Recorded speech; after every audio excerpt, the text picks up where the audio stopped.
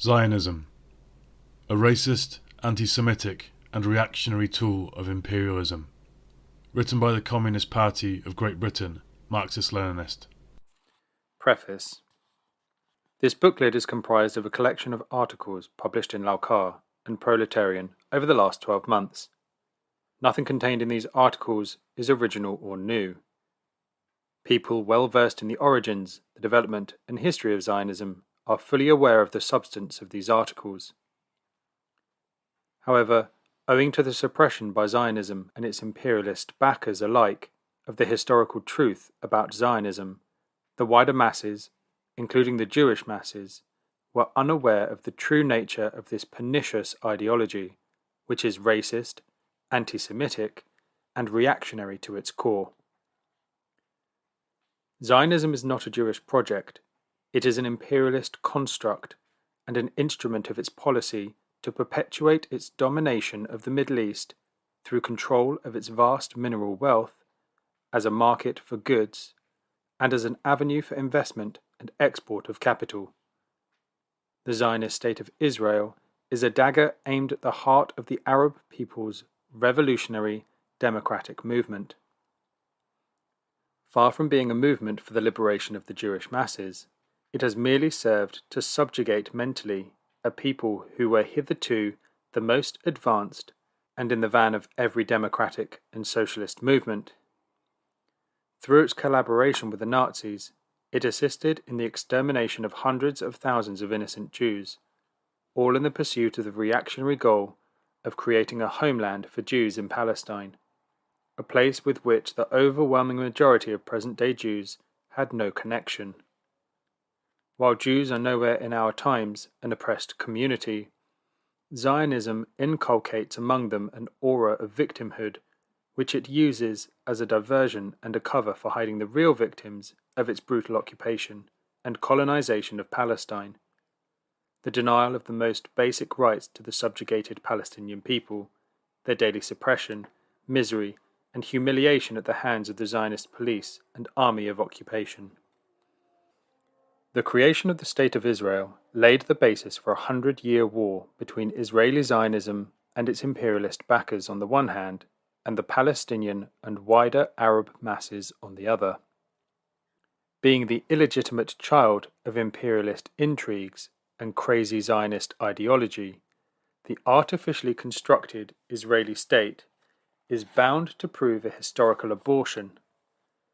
Being a colonial enterprise, appearing rather late, at a time when colonialism was well past its sell-by date, it is bound to collapse through the resistance of the Palestinian masses and the fatigue brought upon the Jewish population of Israel by ceaseless warfare.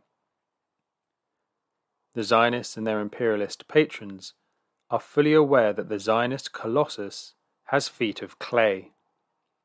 That is why they are forever engaged in the suppression of any movement that expresses support for the liberation struggle of the Palestinian people. For its part, the proletariat and all of progressive humanity must expose the reactionary essence of this Zionist monstrosity and oppose it by all possible means. This booklet is our small contribution towards exposing and defeating this tool of imperialism. Harper Bra, Marrakesh, 3rd of December 2017. Chapter 1. Attempts at criminalizing support for the Palestinian liberation struggle. Published in the November-December 2016 issue of Laukar. Introduction.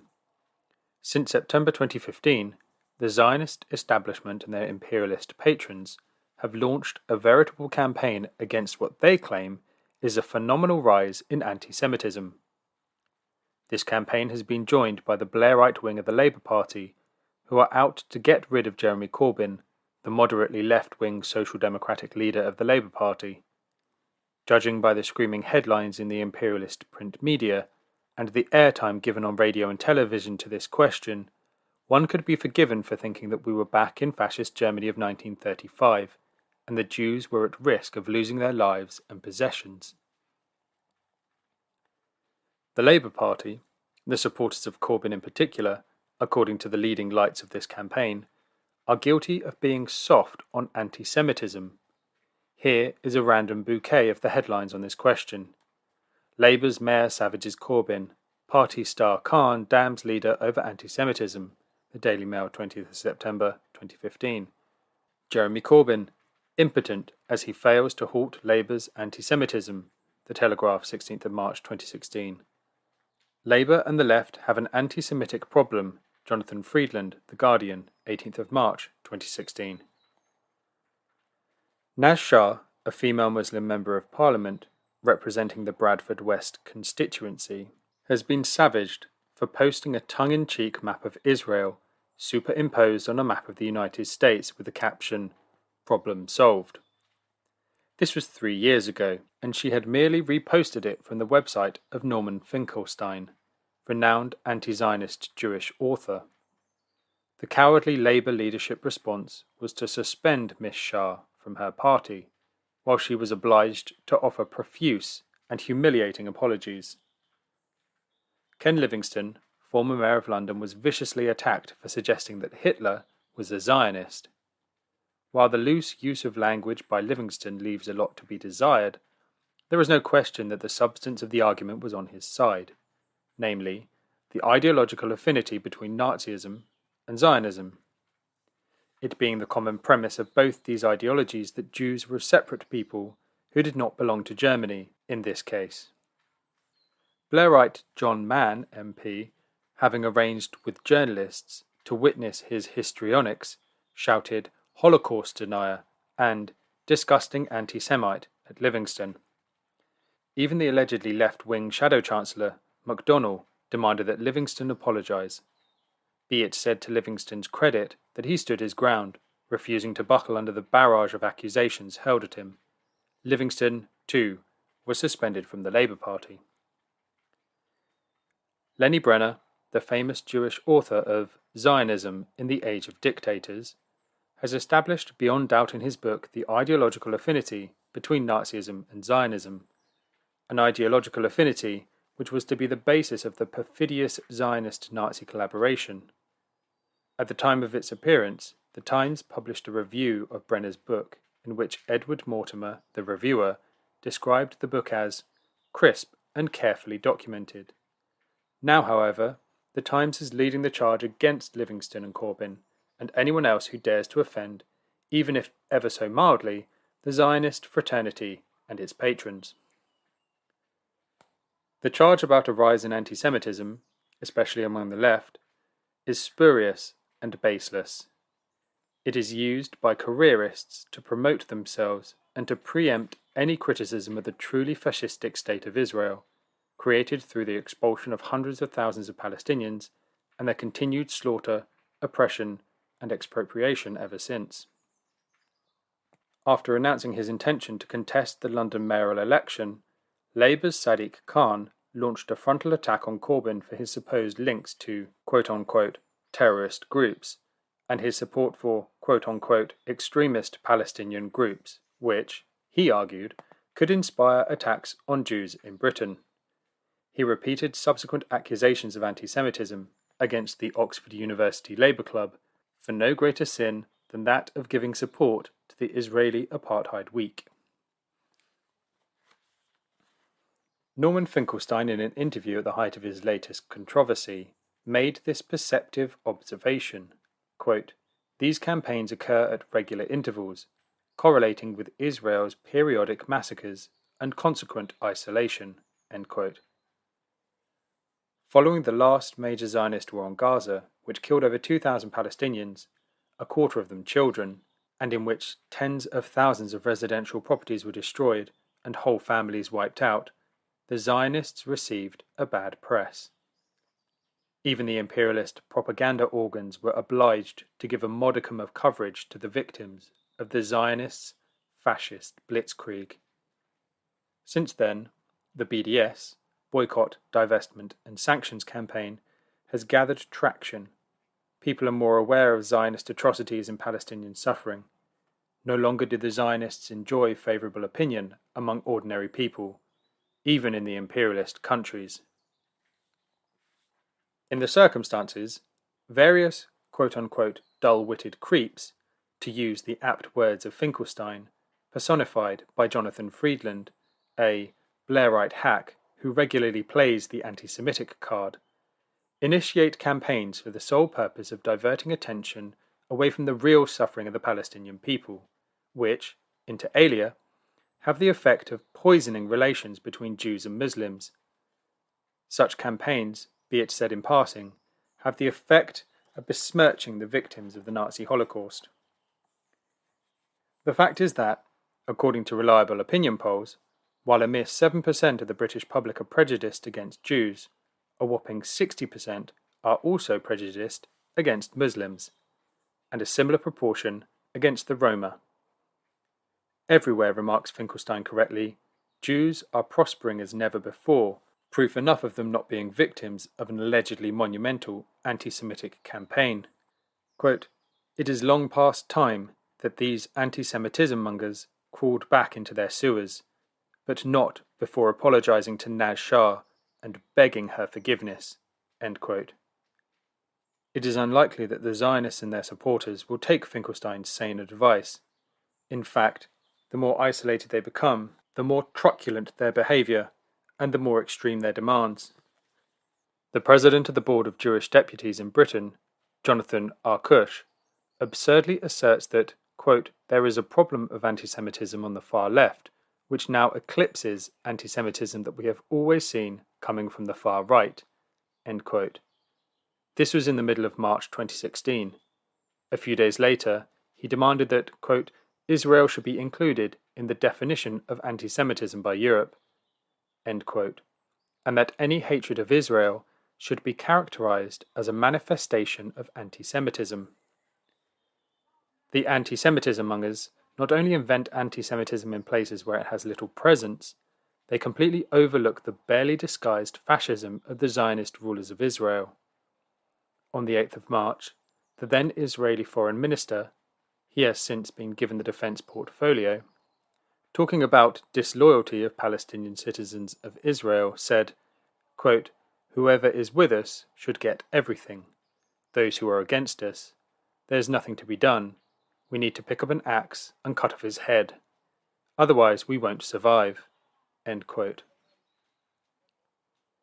The imperialist propaganda machine failed even to notice, let alone condemn, Lieberman's blood-curdling, inflammatory and downright fascistic utterance, as did certified creeps such as Friedland.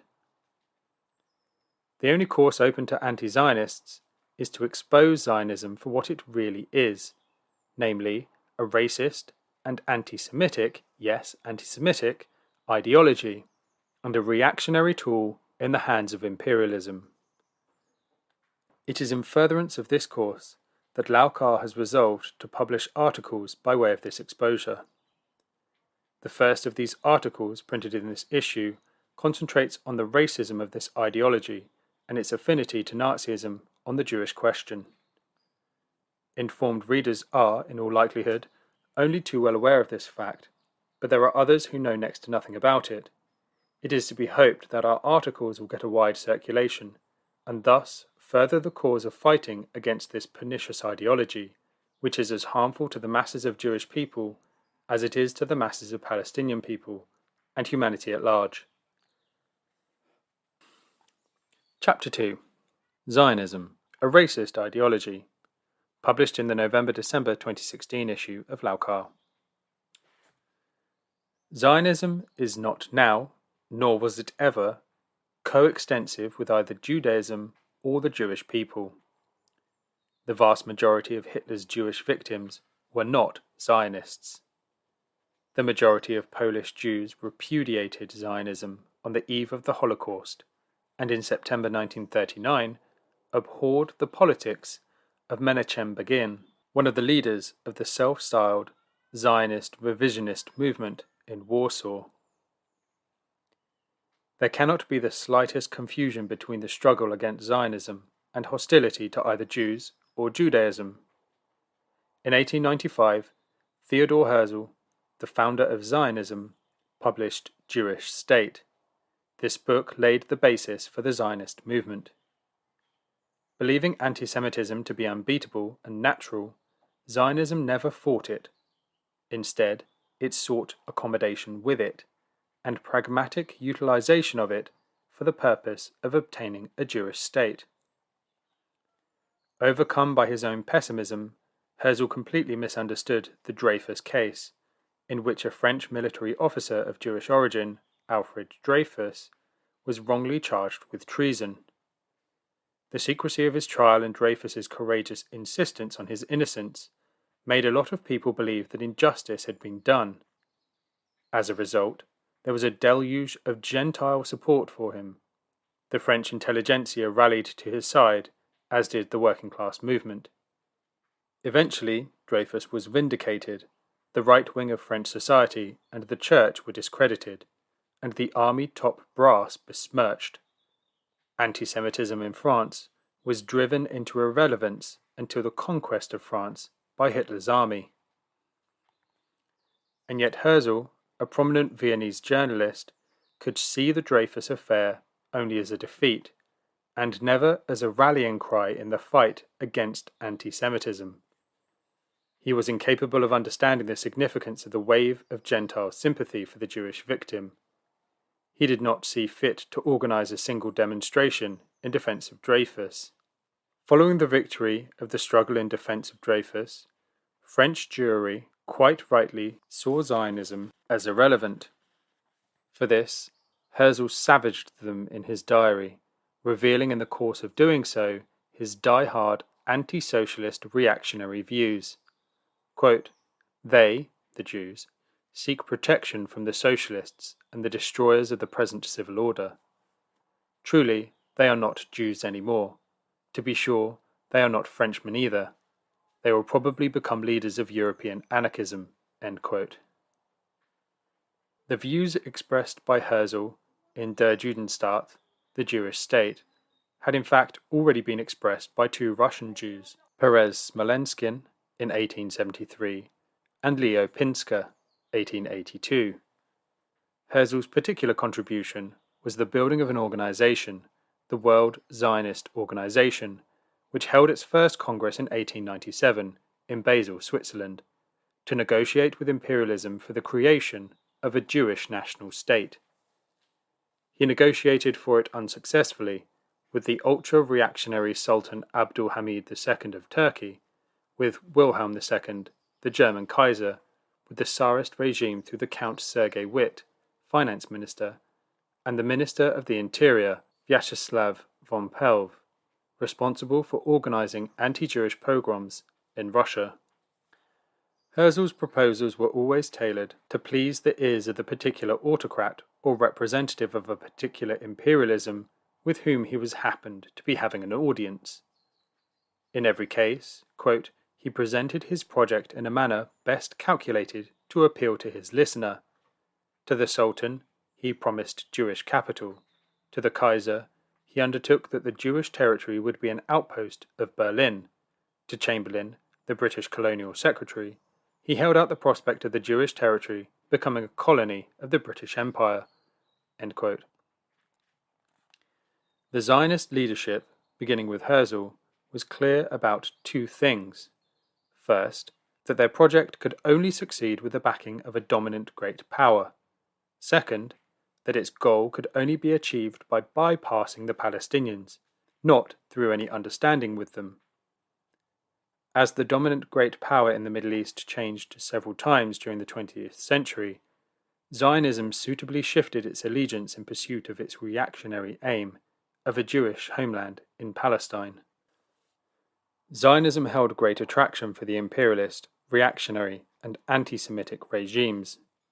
Being a reactionary nationalist movement, it held out the prospect of weaning Jewish workers away from democratic and revolutionary movements, while promising to help them get rid of their Jewish population through emigration. Zionism saw revolutionary Marxism as an assimilationist enemy, which obliged them to make an alliance against it with their fellow separatists of the anti-Semitic right-wing nationalist movements in Eastern Europe. The essentials of Zionist doctrine on anti-Semitism were clearly set down well in advance of the Holocaust. Anti-Semitism was inevitable and could not be fought. The solution was the emigration of unwanted Jews to a Jewish state, still to be created. The Balfour Declaration. In view of the above, it is not surprising that British imperialism, realizing the reactionary essence of Zionism, clearly saw the prospect it held for acting as a tool of British policy in the Middle East, should it manage to entrench itself in Palestine. And who should be history's chosen instrument for providing substance to what, at the time, was a hare-brained Zionist dream? None other than the anti-Semitic Arthur Balfour, the British Foreign Secretary. Hence the 1917 infamous Balfour Declaration favouring, quote, the establishment in Palestine of a national home for the Jewish people, and the promise by the British government to use its best endeavours to facilitate the achievement of this object. End quote. The Balfour Declaration was a boon to the Zionists, not for Jewry. A future Jewish state was to act as the outpost for British imperialism against the rising tide of the national liberation movement of the Arab people. The World Zionist Organization's leaders understood that the British government priority was the crushing of the Bolsheviks, and that they had to be on their best behaviour in their activities in the turbulent East European arena.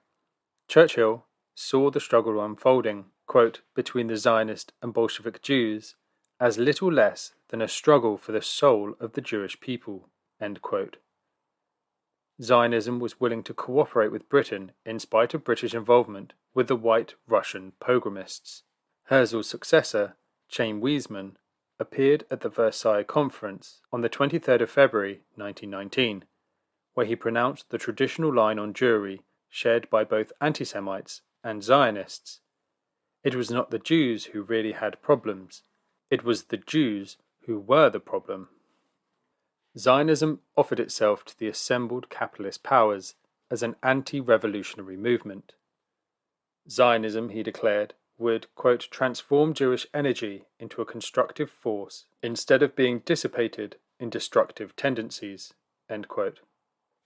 Weizmann completely shared the anti-communist mindset of his British patrons. He never changed his opinion. Even in Trial and Error, his autobiography, he still sounded like a high Tory, writing of a, quote, time when the horrors of the Bolshevik Revolution were fresh in everyone's mind. End quote. Only on the basis of an alliance with the working class and socialists could Jewish rights be obtained and safeguarded. This is precisely what the Zionists were fiercely opposed to. The Bolsheviks gave the Jews complete equality and even set up schools and eventually courts in Yiddish, but they were absolutely opposed to Zionism, as indeed to all bourgeois nationalism. Bolshevism opposed Zionism as pro-British and fundamentally anti-Arab. So the Zionists turned to the local nationalists. In Ukraine, they turned to Simon Petliura's Rada Council, which, like the Zionists, recruited on strictly ethnic lines: no Russians, no Poles, no Jews. The Zionists made every effort to rally Jewish support everywhere for the anti-Bolshevik Rada. Churchill lost his gamble as, following anti-Jewish pogroms after the first Ukrainian defeat at the hands of the Red Army in January 1919, the Jewish masses deserted the Zionists.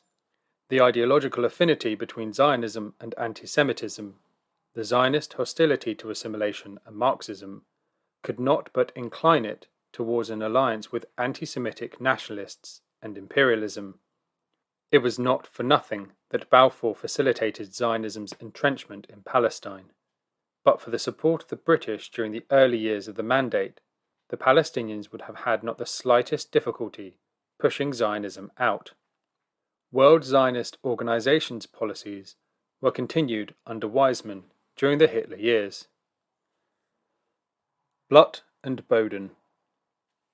Herzl was not devout. He had no special concern for Palestine. The Kenyan highlands would do just as well for a Jewish state. He had no interest in Hebrew. The German university graduates who took over the Zionist movement after Herzl's death further developed the racist ideology of Jewish separatism. They agreed with the German anti-Semites. The Jews were not part of the German Volk. Jews and Germans should not mix sexually for the sake of their own unique blood, and, not being of the Teutonic blood, they perforce had to have their own Boden, Palestine. Even Einstein subscribed to the Zionist race conceptions, and thus reinforced racism, lending it the prestige of his reputation. Though sounding profound, his contribution to the discussion are based on the same nonsense. Quote, nations with a racial difference appear to have instincts which work against their fusion.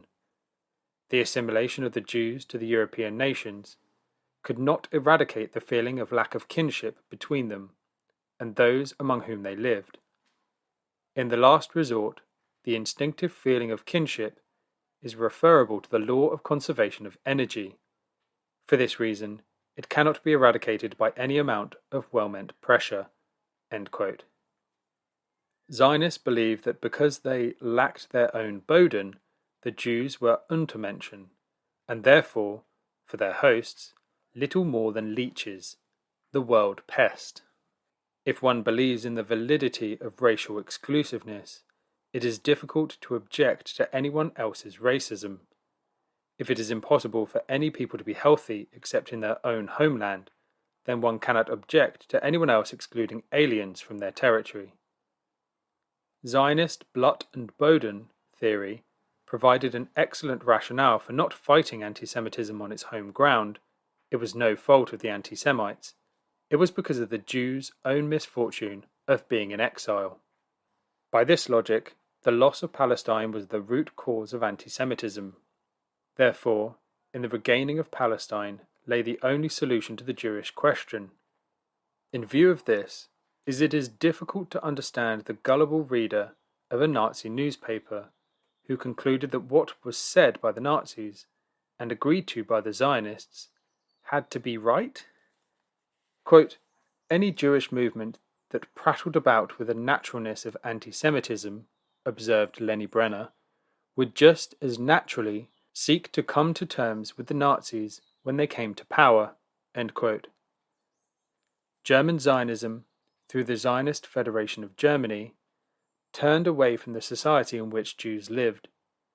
There were only two Zionist tasks: instilling nationalist consciousness in as many Jews as would listen, and training youths for occupations useful in the economic development of Palestine. Everything else was useless. In 1925, the most fervent expounder of complete abstentionism, Jacob Klatzin, co-editor of Encyclopaedia Judaica, vividly expressed the ramifications of the Zionist approach to anti-Semitism thus, quote, if we do not admit the rightfulness of anti-Semitism, we deny the rightfulness of our own nationalism. If our people is deserving and willing to live its own national life, then it is an alien body thrust into the nations among whom it lives, an alien body that insists on its own distinctive identity, reducing the domain of their life. It is right, therefore, that they should fight against us for their national integrity. Instead of establishing societies of defense against the anti-Semites who want to reduce our rights, we should establish societies for the defense against our friends who desire to defend our rights. End quote. Instead of uniting with the anti-Nazi working class on a program of militant resistance, the Zionist Federation of German leadership in 1932, when Hitler was gaining strength by the day, chose to organize anti-communist meetings to warn Jewish youth against red assimilation. On the 18th of March 1912, Weizmann brazenly told a Berlin audience that, quote, each country can absorb only a limited number of Jews. If she doesn't want disorders in her stomach, Germany already had too many Jews. End quote. With views like these, he and his fellow Zionists could hardly be expected to mobilize world Jewry against anti-Semitism and the Nazis. Not one demonstration against Hitler was organized in America by the Zionists before Hitler came to power. Nahum Goldman was unwilling to work with the assimilationists. The German Zionists agreed with the fundamental elements in Nazi ideology, that Jews would never be part of the German Volk, and therefore did not belong on German soil. Ideological affinity between them was based on, firstly, anti-communism, second, common Volkist racism, and thirdly, mutual conviction that Germany could never be the homeland of its Jews.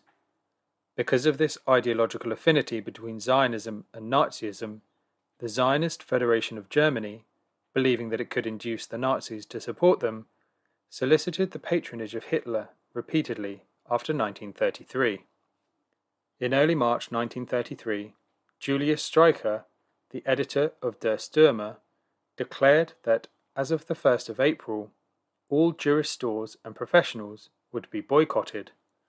In response, Rabbi Stephen Wise had planned a counter-demonstration to be held in New York on the 27th of March if the Nazis went ahead with their boycott. This worried Hitler's capitalist backers, as Jews were prominent throughout the retail trade in America and Europe. Any retaliation by them against German companies would prove very hurtful. So they urged Hitler to call off the anti-Jewish boycott. As the Nazis could not do that without losing face, they resorted to using the Zionists to head off Rabbi Wise. Thus, Hermann Goering called in the Zionist leaders. He told them that the foreign press was lying about atrocities against Jews. Unless the lies stopped, he could not guarantee the safety of German Jewry. Above all, the New York rally had to be cancelled. Following this meeting, a delegation of 3 arrived in London on the 27th of March to make contact with the World Jewry, where it met 40 Jewish leaders at a meeting chaired by Nahum Sokolow, who was at the time president of the World Zionist Organization. The delegation saw 2 tasks before it. Firstly, to promote Palestine as the quote-unquote the logical place of refuge for Jews, and secondly, to head off all anti-Nazi actions abroad. The Zionist leadership saw to it that no anti-Nazi action took place in New York or anywhere else. On the 21st of June, 1933, the Zionist Federation of Germany sent a memorandum to the Nazi Party, which was nothing short of treason to the Jews of Germany. In it, the German Zionists, quote, offered calculated collaboration between Zionism and Nazism, hallowed by the goal of a Jewish state. We shall wage no battle against thee, only against those who would resist thee. End quote.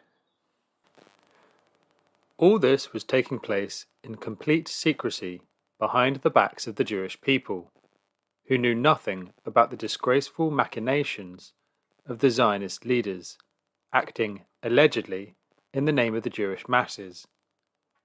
But, kept in ignorance as they were, the Jewish masses could not miss what was appearing in the Rundschau, the organ of the Zionist Federation of Germany, in which assimilationist Jewry was attacked with gay abandon.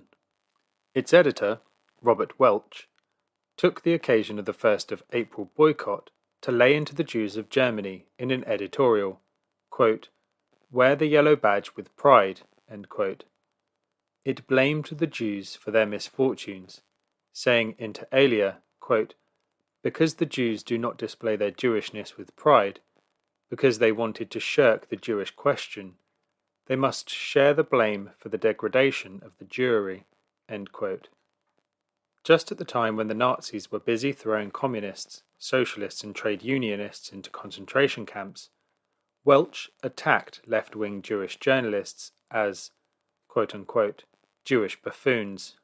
Be it said in passing that, although the left-wing press had been under attack from day one of the Nazis assuming power, the Zionist press was still legal. With the ascent of the Nazis to power, racism was triumphant in Germany, and the Zionist Federation of Germany ran with the winner. Rundschau of the 4th of August 1933 literally went mad, urging that, quote, Jews should not merely accept silently the dictates of their new masters. They, too, had to realize that race separation was wholly to the good. End quote. Continuing, it said, race is undoubtedly a very important, yes, decisive momentum. Out of blood and soil really is determined the meaning of a people and their achievements. Jews would have to make good for the lost generations when Jewish racial consciousness was largely neglected. End quote. To prove that the Jewish Renaissance movement had always been racist, the Rundschau reprinted 2 pre-1914 articles under the title Voices of Blood, which asserted with delirious joy how, quote, the modern Jew recognizes his Jewishness through an inner experience which teaches him the special language of his blood in a mystical manner. End quote. The charitable interpretation of such kind of nonsense is that it allowed the gentry peddling it to, quote, reconcile themselves to the existence of anti-Semitism in Germany without fighting it. End quote. The most fervent propagandist of the Zionist Federation of Germany's racism was Joachim Prinz, who had been a Social Democratic voter before 1933. He became rabidly Volkist in the first years of the Third Reich. The violent hostility towards Jews sprinkling the pages of his book, Wir Juden, could have been easily inserted into the Nazi propaganda. To him, the Jew was made up of, quote, misplacement of queerness, of exhibitionism, inferiority, arrogance, self-deceit, sophisticated love of truth, hate, sickly patriotism, and rootless cosmopolitanism, a psychological arsenal of rare abundance. End quote. Prinz firmly, not to say foolishly, believed that an accommodation between Nazis and Jews was possible on the basis of a Zionist-Nazi accord, quote, a state which is constructed on the principle of the purity of nation and race can only have respect for those Jews who see themselves in the same way. End quote. After Prinz went to the US, he gave up his bizarre notions, for they made no sense in the prevailing conditions of America. Even the Nuremberg laws of 15th of September 1935 failed to shift the German Zionist belief in an ultimate modus vivendi with the Nazis. The Rundschau published a statement by the head of the Nazis' press association, Brandt, which informed, to the surprise of the world at large, that the laws were, quote, both beneficial and regenerative for Judaism as well, by giving the Jewish minority an opportunity to lead its own life and assuring governmental support for this independent existence. Germany is helping Judaism to strengthen its national character and is making a contribution towards improving relations between the two peoples. End quote. The Zionist Federation of Germany was obsessed with trying to unite the segregated Jewish institutions to inculcate a Jewish national spirit. The harder the Nazis pressed on the Jews, the greater became the Zionist conviction that a deal with the Nazis was possible. Their reasoning was that the greater the exclusion of Jews from every aspect of German life, the greater the need of the Nazis for Zionism, with the aid of which to get rid of the Jews. Although Zionist hopes for an agreement with the Nazis vanished in the face of ever-augmenting intimidation and terror, yet there was no attempt at anti-Nazi resistance on the part of the leaders of the Zionist Federation of Germany. Throughout the entire pre-war years, there was only the tiniest of Zionist involvement in the anti-Nazi underground. Instead, the Zionist leaders vociferously attacked the underground KPD, Communist Party of Germany, which was the leadership of the anti-Nazi resistance. Ideological jackals of Nazism. The World Zionist leaders gave their approval to the general line of their German affiliate. Before the Nazis came to power, German Zionism was no more than an isolated bourgeois cult. Then, all of a sudden, this small group saw itself as destined by history to negotiate secretly with the Nazi regime in opposition to the vast mass of humanity and the vast mass of Jewry alike who wanted to organize resistance to the Hitlerites, all in the hope of gaining support of the deadly enemy of the Jews and general humanity alike for the building of their state in Palestine.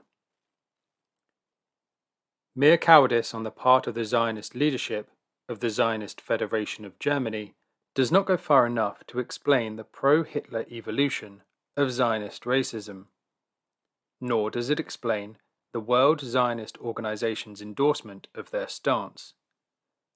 The Zionists did not fight Hitler's rise to power, quote, not out of any cowardice, but out of their deepest conviction, which they had inherited from Herzl, that anti-Semitism could not be fought. Given their failure to resist during Weimar, and given their race theories, it was inevitable that they would end up as the ideological jackals of Nazism. End quote. The World Zionist Organization saw Hitler's victory in the same light as the Zionist Federation of Germany, not as a defeat for all Jews, but as positive proof of the bankruptcy of assimilationism. Their own hour was at hand. Hitler's victory was a flail to drive stiff-necked Jews back to their own kind and their own land. Emil Ludwig, the world-famous author, and then a recent convert to Zionism, in an interview given to a fellow Zionist on his, Ludwig's, visit to America, expressed the general attitude of the Zionist movement. Quote, Hitler will be forgotten in a few years, but he will have a beautiful monument in Palestine, adding that the coming of the Nazis was rather a welcome thing. So many of our German Jews were hovering between two coasts. So many of them were riding the treacherous current between the Scylla of assimilation and the Charybdis of a nodding acquaintance with Jewish things. Thousands who seemed to be completely lost to Judaism were brought back to the fold by Hitler, and for that I am personally very grateful to him. End quote.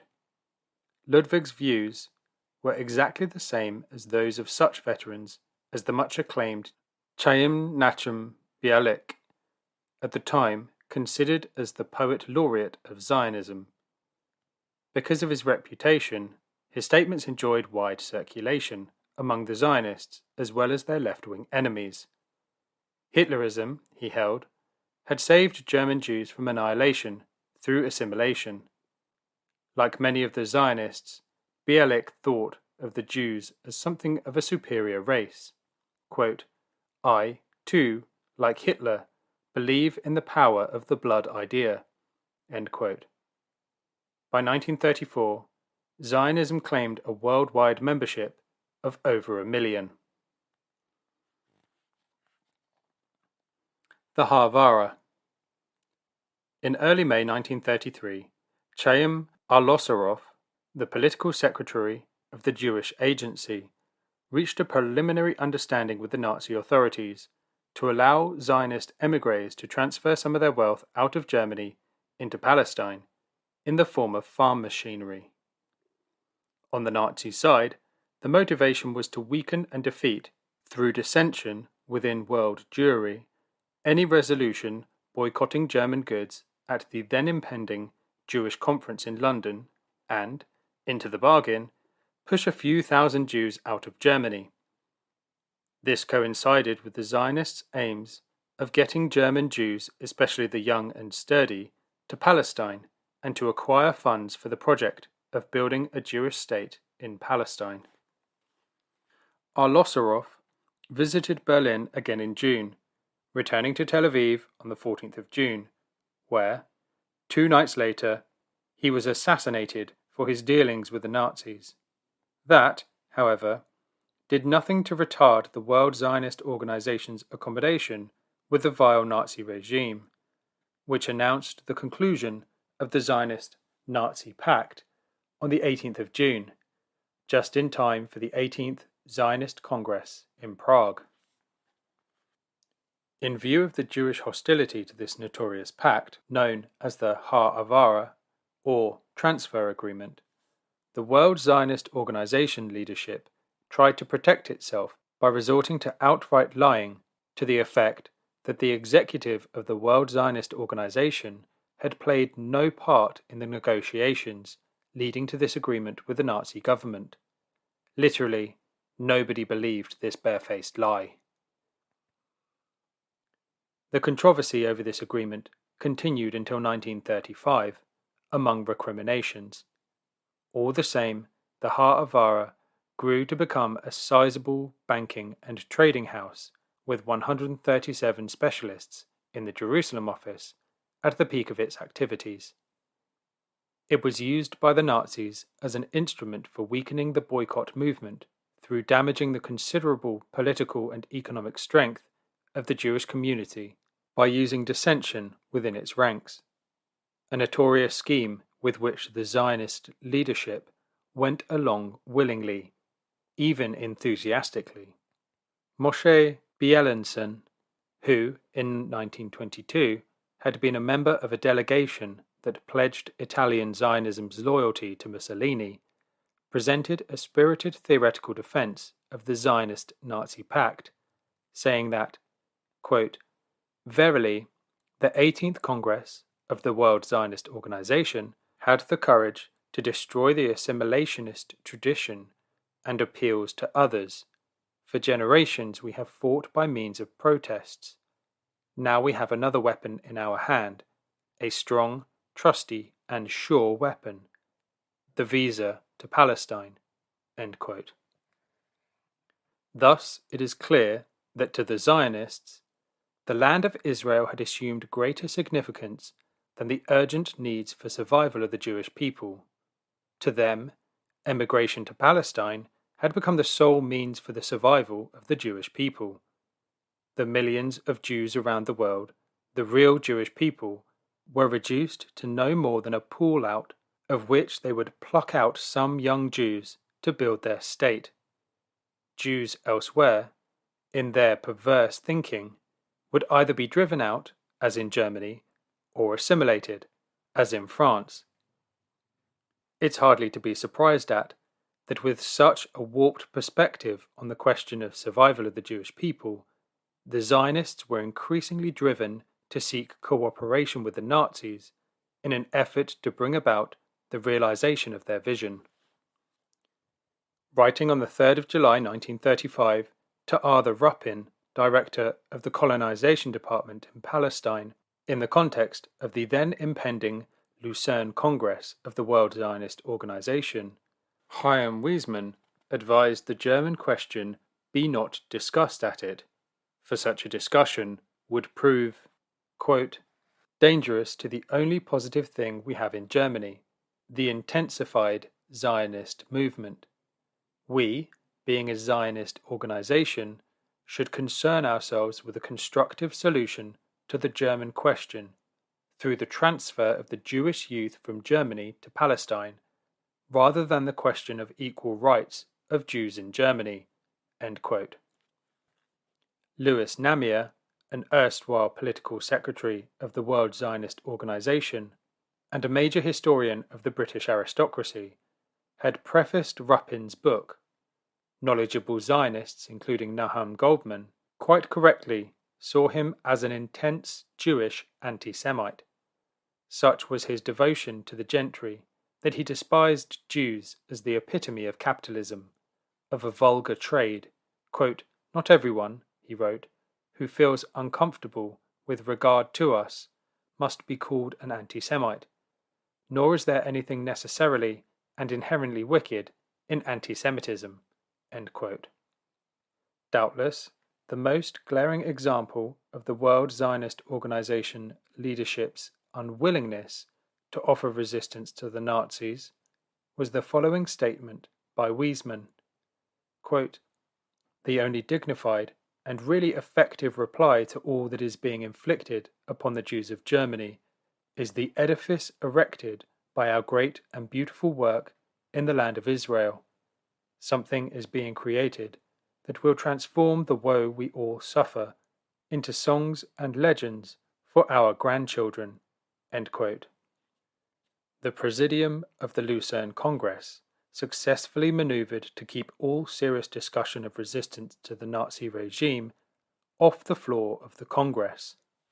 Even the leading American Zionists, such as Rabbi Stephen Wise and Abba Hillel Silver, who had talked a lot about boycotting German goods, but done nothing in practice to organize it, capitulated to Weizmann and endorsed the Haavara. As a result, after the Lucerne Congress, there no longer were any differences between them and the leadership of the World Zionist Organization. Large sections of world Jewry were incensed at the decisions taken in Lucerne. London's World Jewry, the best Zionist magazine in the English language at the time, fiercely condemned their own World Congress thus, quote, "Dr. Weizmann went as far as to state that the only dignified reply the Jews could give was a renewed effort for the upbuilding of Palestine. How terrifying the proclamation of the Congress president must have sounded in the ears of Herrn Hitler, Streicher, and Goebbels." End quote.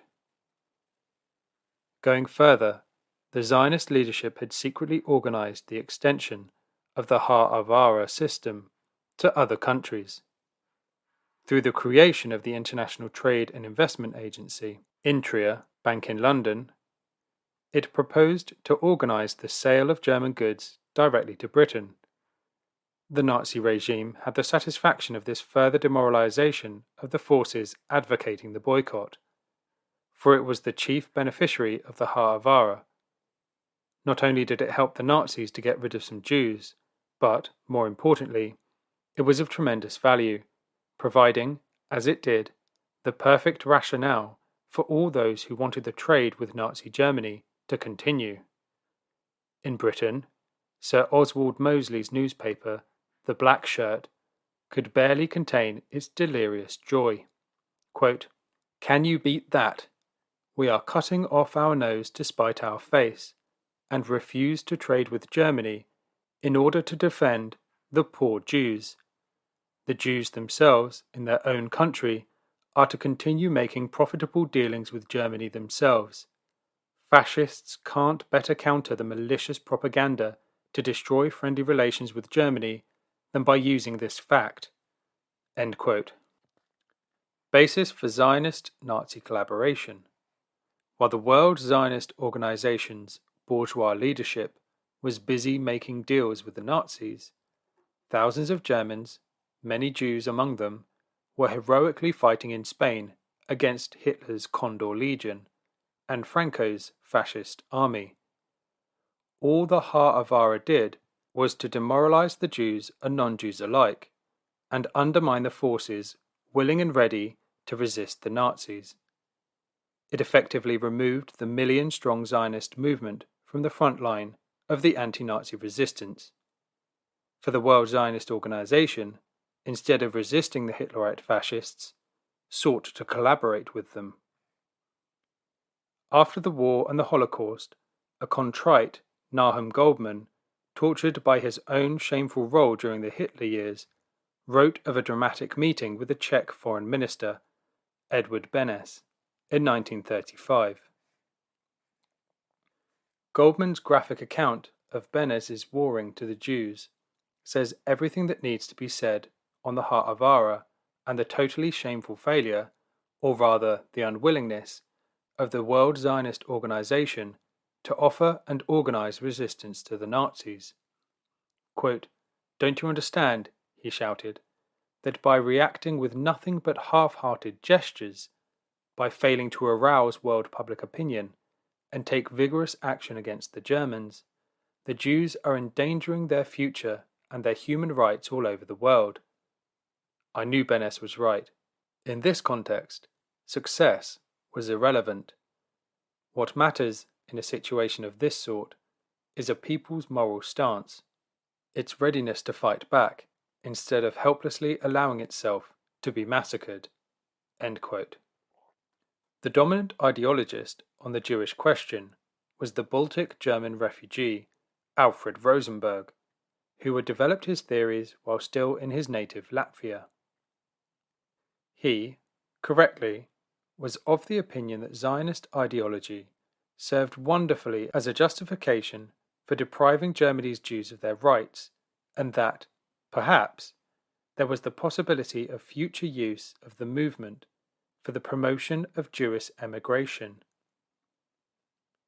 Hitler began to touch on these themes in his speeches.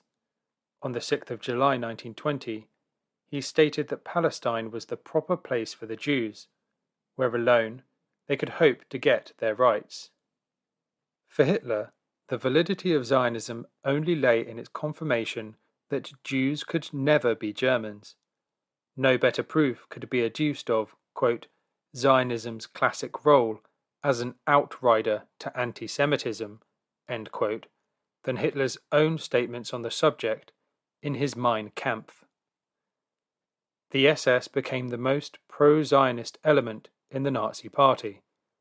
To commemorate Baron von Mildenstein's expedition to Palestine in early 1933, Goebbels had a medal struck, on one side the swastika, on the other the Zionist star. Even the Nuremberg Laws of September 1935, the finishing touches of Germany's pre-Second World War anti-Jewish legislation, which the Nazis defended as an expression of their pro-Zionism, had the tacit approval of most of the Zionists. All the speakers at the World Zionist Congress in Lucerne had reiterated that the Jewry of the world were to be correctly seen as a separate people unto themselves, regardless of where they lived. Well then, wrote Alfred Berndt in a commentary in the Rundschau of the new restrictions, all Hitler had done was to meet, quote, the demands of the International Jewish Congress by making the Jews who live in Germany a national minority, end quote. Under the Nuremberg laws, only two flags were permitted in the Third Reich, the swastika and the blue and white Zionist banner. This greatly excited the Zionist Federation of Germany, which hoped that this was a sign that Hitler was moving closer to an accommodation with them. In fact, it was nothing short of a burning humiliation for the Jewish people. Heinrich Himmler was Reichsführer of the SS. In 1934, his staff presented him with a situation report, Jewish Question, which stated that the overwhelming majority of the Jews regarded themselves as Germans and were determined to remain in the country. Since, at the time, for fear of international repercussions, in order to overcome that resistance, force could not be employed. The Nazis, in order to overcome their resistance, resorted to the device of installing a distinctive Jewish identity among them by systematically promoting Jewish schools, Hebrew, Jewish art, and music, etc., the hope being that it would induce the mass of Jews to abandon their German homeland. Since this formula was far from being effective, the Nazi policy was to give added support to the Zionists with a view to persuading the Jews to join the Zionist movement as a means of averting worse troubles. All Jews, Zionists included, were to be persecuted as Jews. However, within that setup it was possible to relax the pressure. Thus, on the 28th of January 1935, the Bavarian Gestapo sent a circular to the regular police that from then on, quote, members of the Zionist organizations are, in view of their activities directed towards emigration to Palestine, not to be treated with the same strictness which is necessary towards the members of the German Jewish organizations, assimilationists, end quote.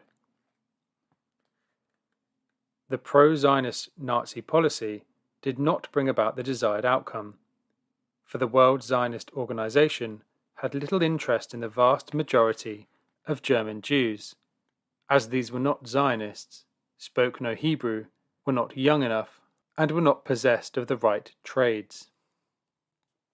In November 1938, the Nazis finally closed down the Zionist Federation of Germany's headquarters after Kristallnacht.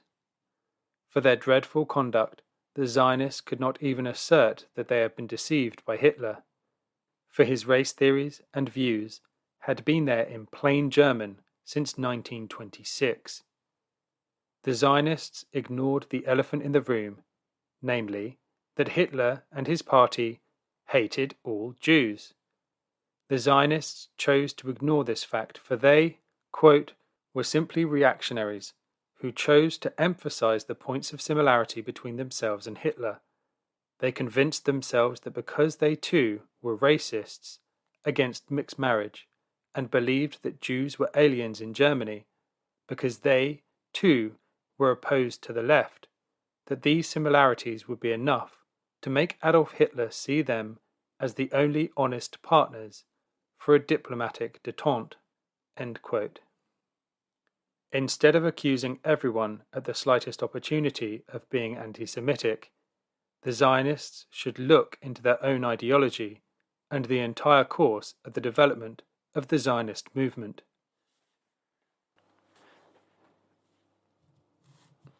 Chapter 3: Genesis of Zionism, published in the January-February 2017 issue of Laukar. The Zionist State of Israel and its imperialist backers make three assertions. First, that the Jews invented Zionism. Second, that Jews are a Semitic people. And third, that the State of Israel ought to be and will remain an exclusively Jewish state. This article deals with the first of these assertions alone, leaving the other two for subsequent treatment. Far from being a national liberation movement for the re-establishment of the Jewish people in their homeland and the assumption of Jewish sovereignty in the land of Israel, far from being a, quote, national liberation movement for the re-establishment of the Jewish people in their homeland and the assumption of Jewish sovereignty in the land of Israel, end quote, as is claimed by Israel's Ministry of Foreign Affairs, Zionism is much more the product of European geopolitics than the legitimate child of European Jewry. Far from being an answer to Jewish yearning for Zion, Jerusalem, and a response to anti-Semitism, the Zionist construct dates back to the Reformation and its struggle against the authority of the Catholic Church. Rather than the Jews, it is the British who, more than anyone else, pursued the policy of Zionization of the Jews and Judaization of Zionism. According to the Zionist historiography, the founding fathers of Zionism include the German Moses Hess, the Russian Leon Pinsker, and the Hungarian Theodor Herzl. The principal claim of the Zionists is that Jews alone invented Zionism. Bernard Lewis, lionized as the doyen of Middle Eastern studies, locates Vienna as the birthplace of Zionism, Theodor Herzl as its founding father, and the publication of Herzl's book, The Jewish State, as the beginning of the history of Zionism. Nahum Goldman, founder-president of the World Jewish Congress, made the same claim in his 1978 article, Zionist Ideology and the Reality of Israel. And this claim continues to be repeated by the Zionists and their imperialist backers, and has acquired the force of a public prejudice.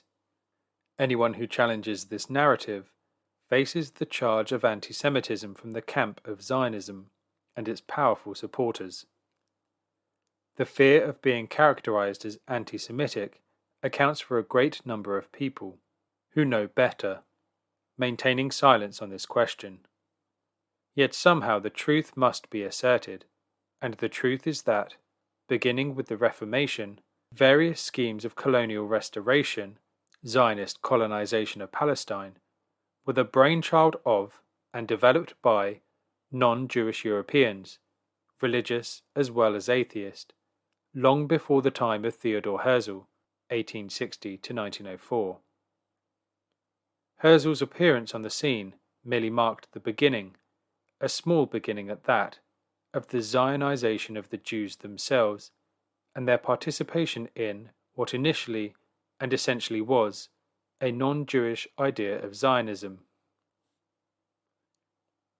The Reformation.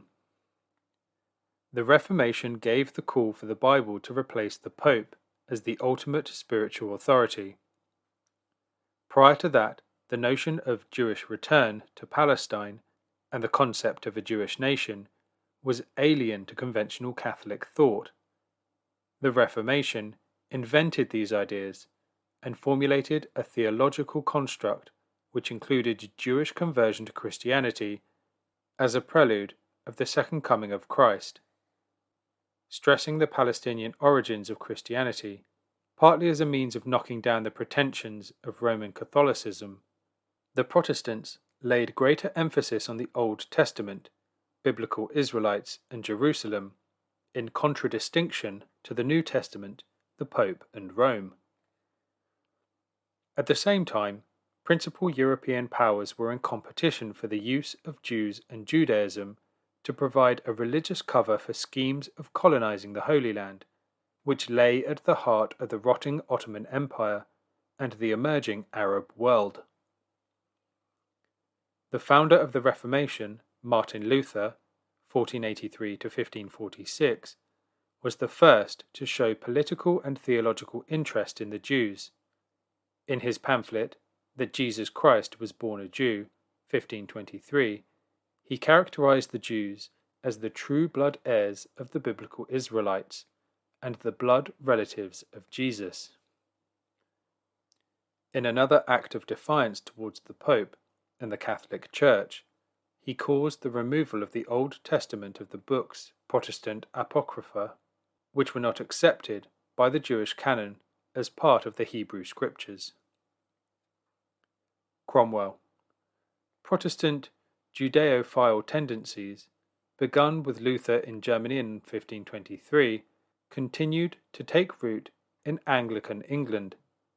These tendencies registered a new peak with the emergence of the Puritans. Cromwell's Republic in 1655 readmitted Jews to England. Edward I had expelled them in 1290 after cancelling all debts owed to them. In inviting the Jews, Cromwell was mainly motivated by his determination to move the Amsterdam Jewish merchants to London to bolster England in her trade war with Portugal, Spain, and the Netherlands, whose Jewish community was famed for its wealth, commercial know-how, and business contacts. French Revolution and Napoleon. With the French Revolution of 1789 and the subsequent rise of Napoleon, his invasion of Egypt and Palestine, and his Jewish proclamation, English and French Zionism entered a new phase of fierce competition over European Jewry. Before Napoleon's rise, the French Revolution had already emancipated French Jews, with the French National Assembly decreeing on the 24th of December 1789 that non-Catholics were as eligible for all civil and military positions as were Catholic citizens. This decree forced many European conservative governments to admit Jews to civil rights, rights which were taken back again after the fall of Napoleon. Napoleon was determined to use the Jews throughout Europe as a fifth column. During his invasion of Egypt and Palestine, 1798-99, and anticipating the capture of Jerusalem, something that didn't happen, Napoleon prepared a proclamation promising the Holy Land to the Jews, whom he characterized as, quote, the rightful heirs of Palestine, end quote. Anglo-French competition for the allegiance of European Jews was clearly at the bottom of this proclamation. In 1806, Napoleon convoked an assembly of 111 Jewish notables from the countries of the French Empire and Italy. He then invited all Jewish communities to dispatch representatives to the Great Sanhedrin, which eventually met in 1807. The clear purpose for gathering these notables was to use European Jews in his war with Russia and his economic battle with Britain. While welcoming his emancipation, the Jews rejected Napoleon's Zionism. The Great Sanhedrin declared that the Jews did not form a nation, and the Jews bluntly told Napoleon, quote, "Paris is our Jerusalem." End quote.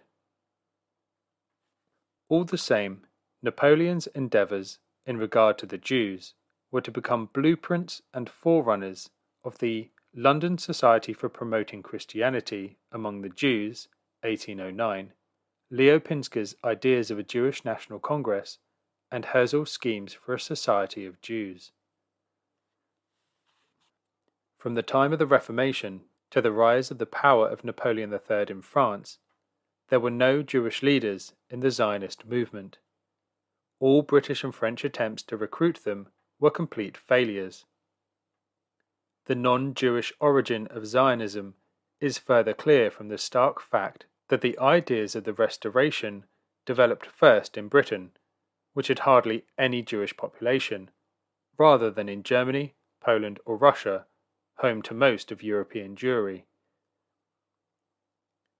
Even 100 years after Cromwell, there were only 12,000 Jews in Britain, and it took another 100 years for their number to reach 25,000, whereas the census of 1897 revealed 5,189,401 Jews in the Russian Empire. British Zionism. In her book Bible and Sword, Barbara Tuchman presents a coherent analysis of the interplay between imperial and religious considerations within British Zionism from the time of Cromwell and the Puritans, through that of Palmerston and Lord Shaftesbury to that of Balfour and Wiseman. Palmerston worked closely with Lord Shaftesbury, president of the Society for Promoting Christianity Among the Jews, on British Zionist plans at a time when there was no Jewish movement prepared to return to Palestine. There being no Protestants in Palestine or any other corner of the Ottoman Empire, Britain was hard at work to bring Ottoman Jews under its protection, to counter similar Russian and French attempts to place Orthodox and Catholic Ottomans under their respective protections.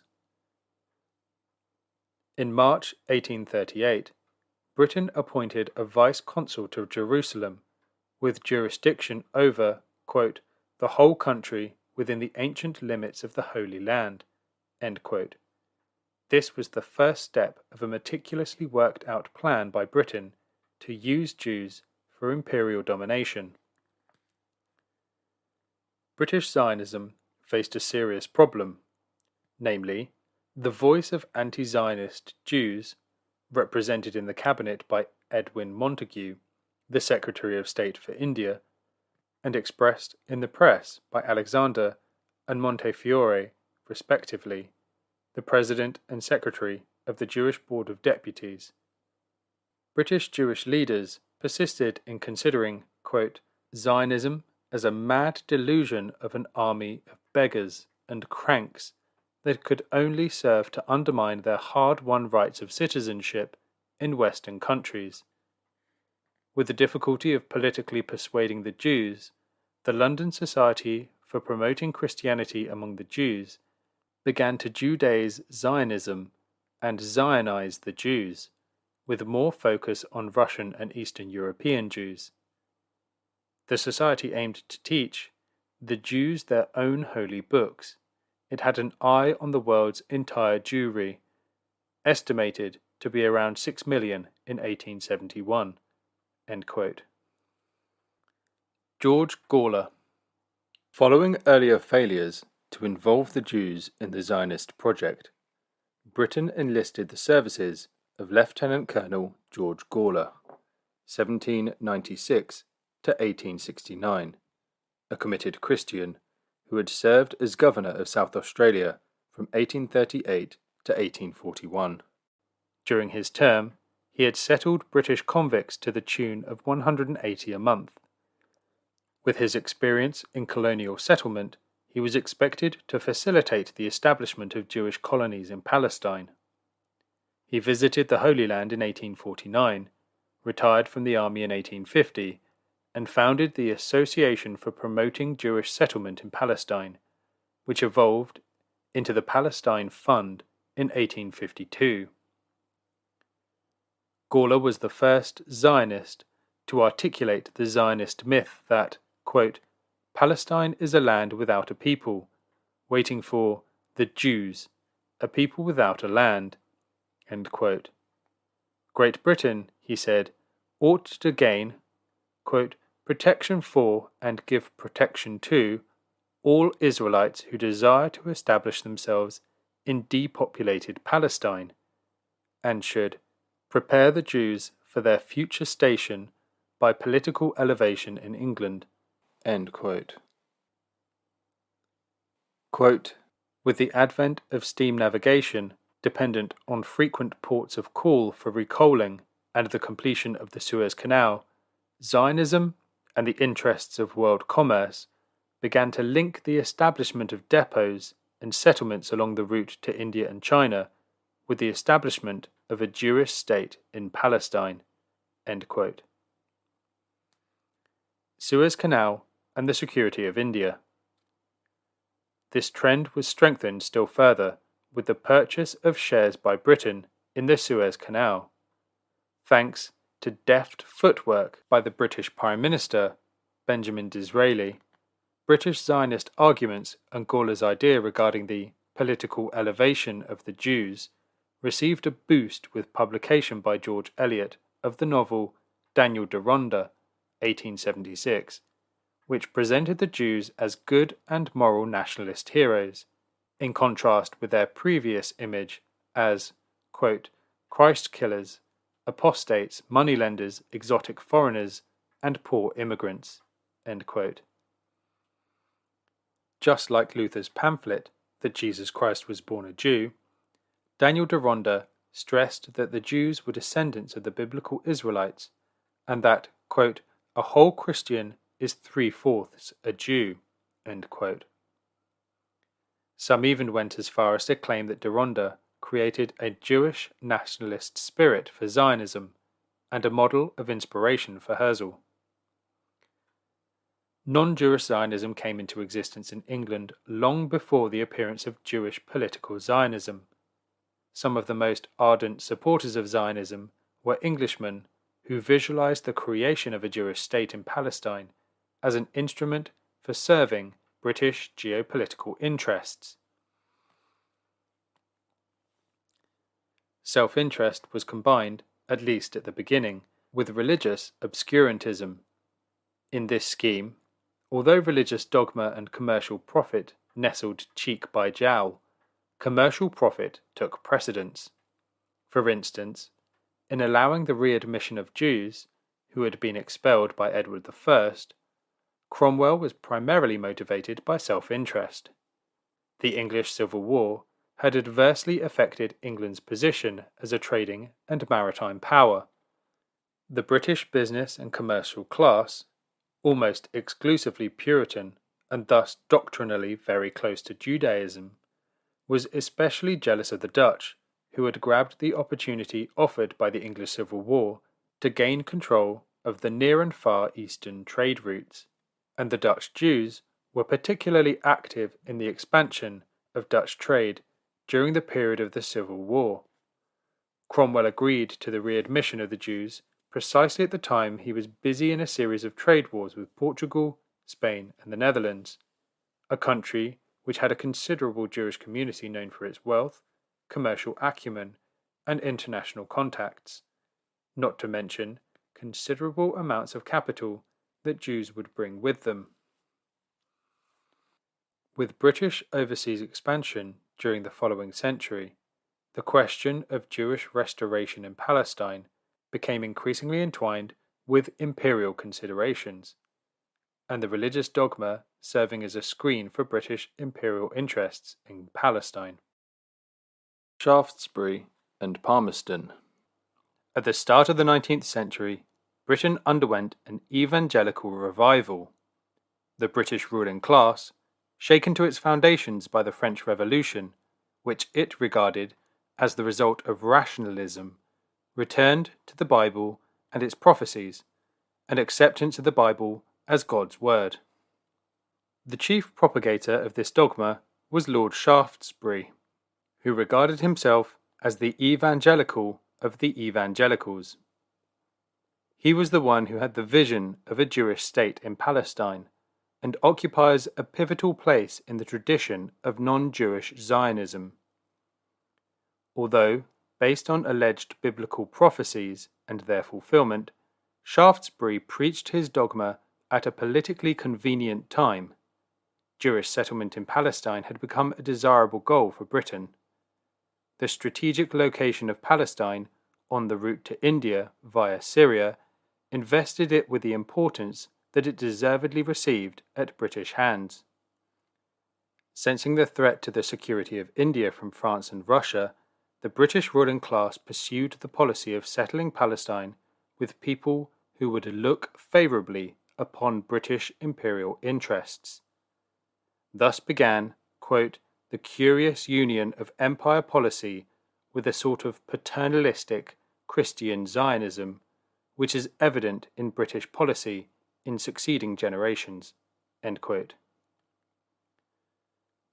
Lord Palmerston, British Foreign Secretary from 1830 to 1841, and again from 1846 to 1851, and Prime Minister from 1855 to 1865, was an enthusiastic advocate of Shaftesbury's ideas, but purely in terms of British imperial interests.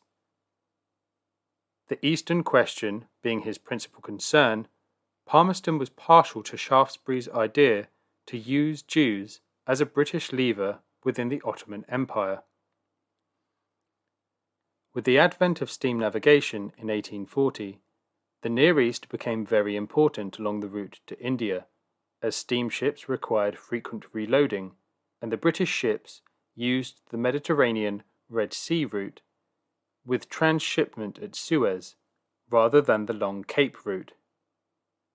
In view of all this, British involvement in the Jewish question was no longer a matter of political option, but of political necessity. This is how Colonel George Gawler, the former governor of South Australia, justified the proposal for a Jewish state in Palestine. Quote, Divine Providence has placed Syria and Egypt in the very gap between England and the most important regions of her colonial and foreign trade. India, China, a foreign power, would soon endanger British trade, and it is now for England to set her hand to the renovation of Syria through the only people whose energies will be extensively and permanently in the work, the real children of the soil, the sons of Israel. End quote. Another prominent Gentile Zionist was Charles Henry Churchill, a grandson of the Duke of Marlborough, and an antecedent of Winston Churchill. It was he, a non-Jew, who called upon the Jews to assert themselves as a nation 4 decades before Leo Pinsker, in his Auto-Emancipation, announced to his Jewish co-religionists, quote, "We must establish ourselves as a living nation." End quote. In 1875, Disraeli facilitated Britain's purchase of the Khedive of Egypt's shares in the Suez Canal Company, followed by Britain's occupation of Egypt in 1882. Its proximity to Egypt gave Palestine added importance, both as a means of strengthening the British position in Egypt and as an overland link with the East. The new political realities brought forth a new generation of non-Jewish Zionists, who were empire builders, fully cognizant of the benefits to be derived from a British sphere of influence in the Middle East. Pro-Zionist literature from non-Jewish Zionist writers managed to create a wave of public sympathy for a British-sponsored Jewish state in Palestine. As for Jews, it was only in the 1890s that Zionism began to appear as a very small minority movement among European Jews.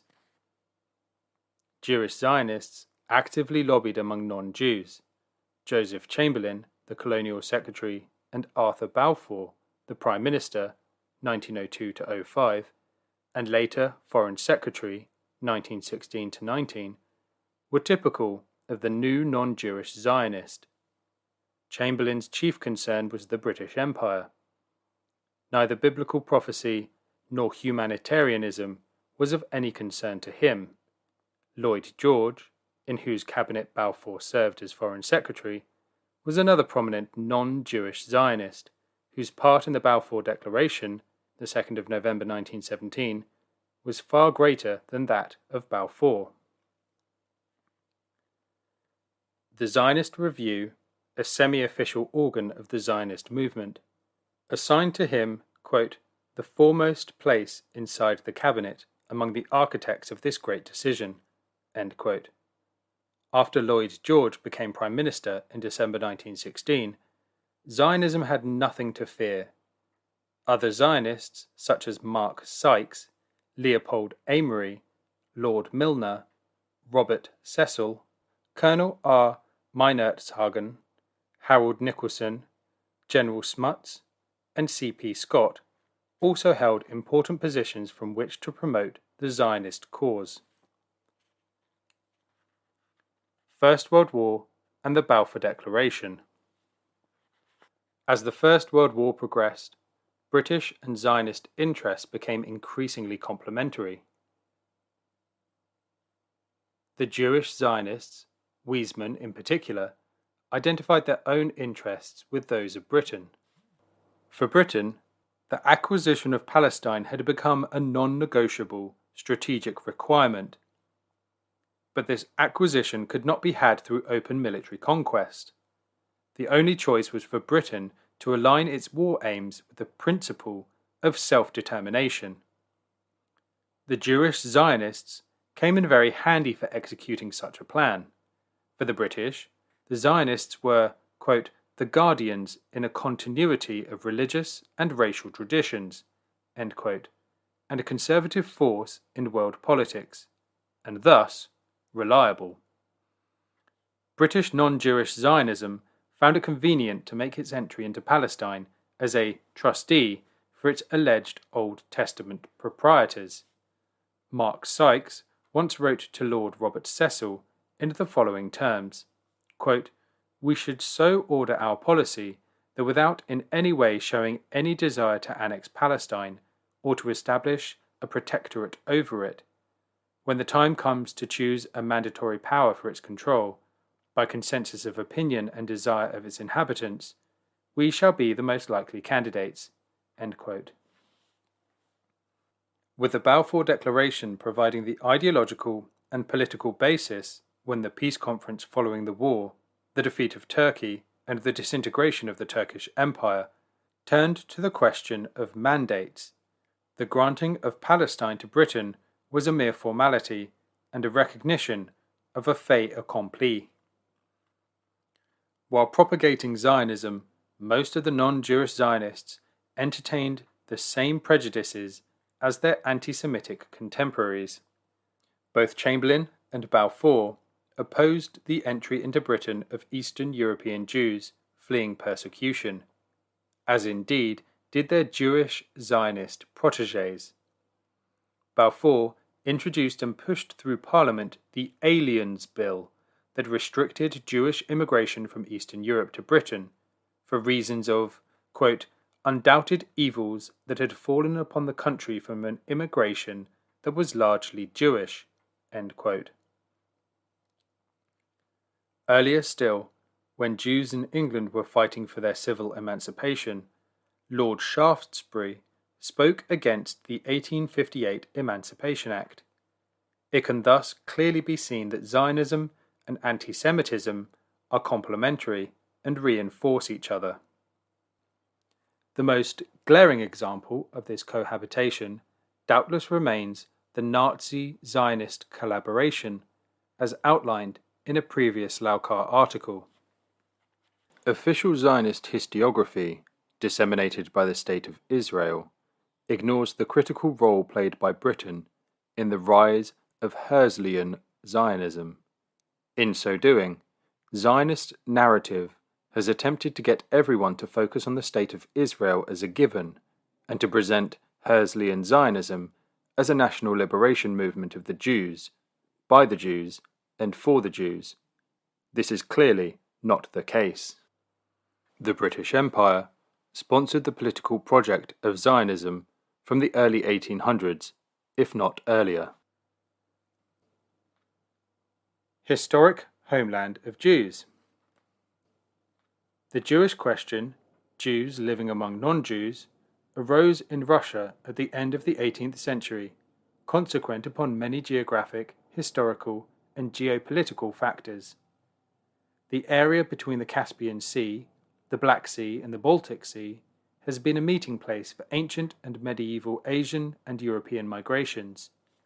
It has been the historic homeland for most of the world Jewry for over 1,000 years, since the centre of gravity of Jews moved from the medieval Khazar Empire to the modern Pale of Settlement following the Mongol invasion of Russia and Eastern Europe.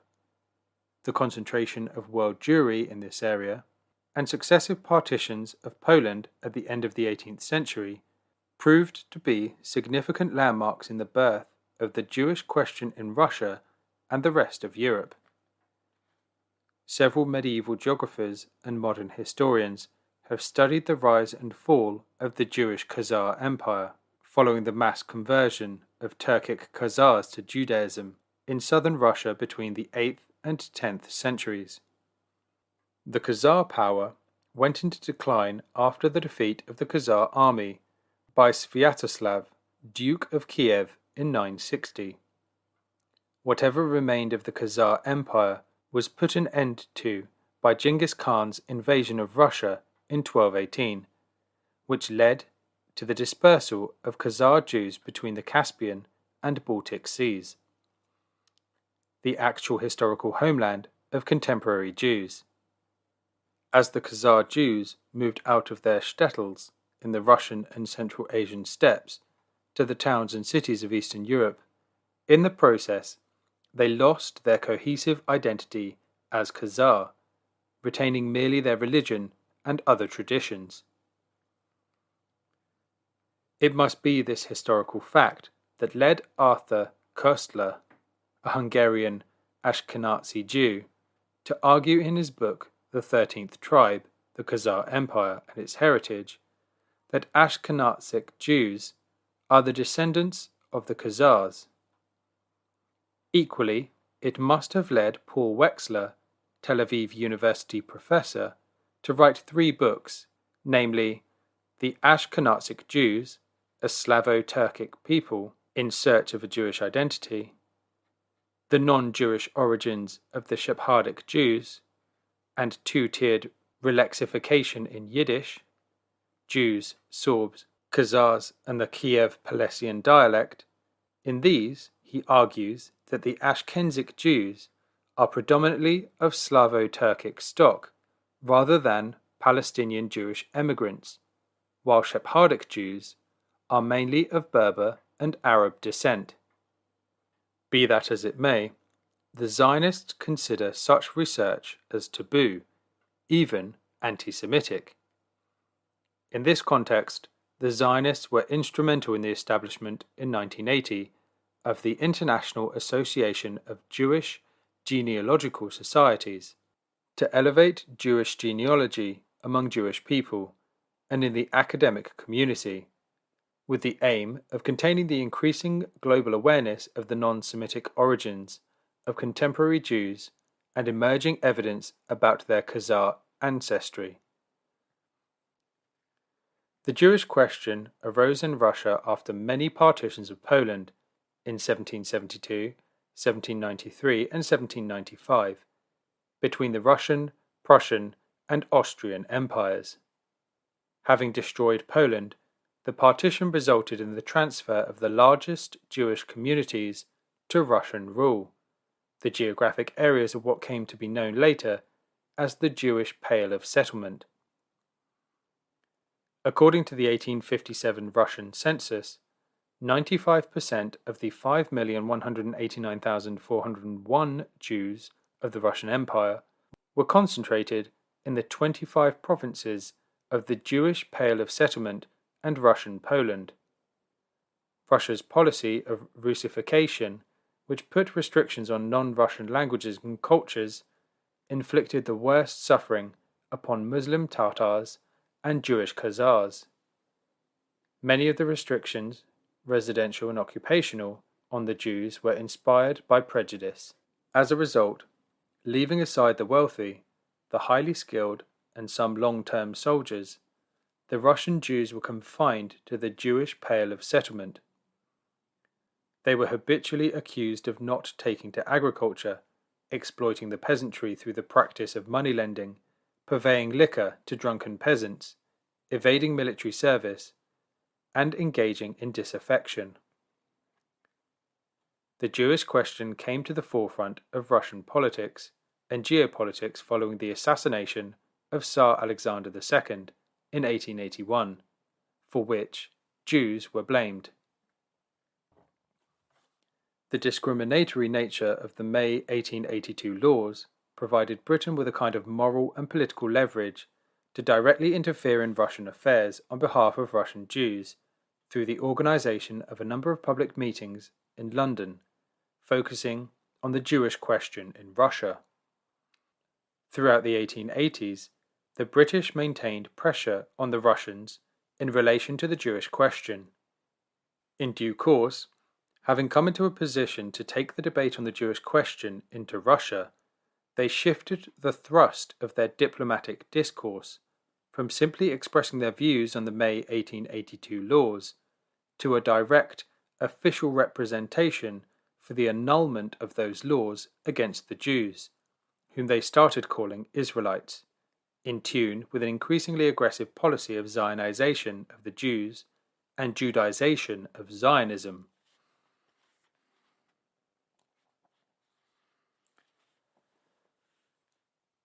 British Zionization of Russian Jews and Judaization of Zionism. The assassination of Tsar Alexander II in 1881 and the rumoured Russian solution, 1/3 of the Jews to be converted to Christianity, 1/3 to emigrate, and 1/3 to perish, to the Jewish problem, provided the British with a pretext and opportunity to establish closer organisational, missionary, and more significantly, political contacts with Eastern European and Russian Jewry, so as to Zionize the latter's aspirations and redirect their migratory movement away from the Americas to Palestine. All the same, between 1870 and 1914, about 2 million East European Jews migrated westward to the Americas.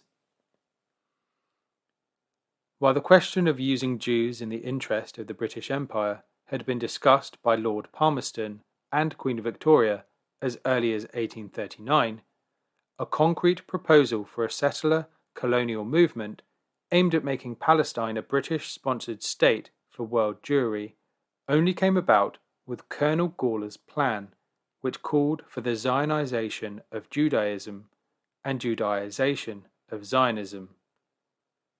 The person chosen by the British establishment to take this mission to the Jews of Eastern Europe and Russia was Wilhelm Henry Heckler, 1845 to 1931.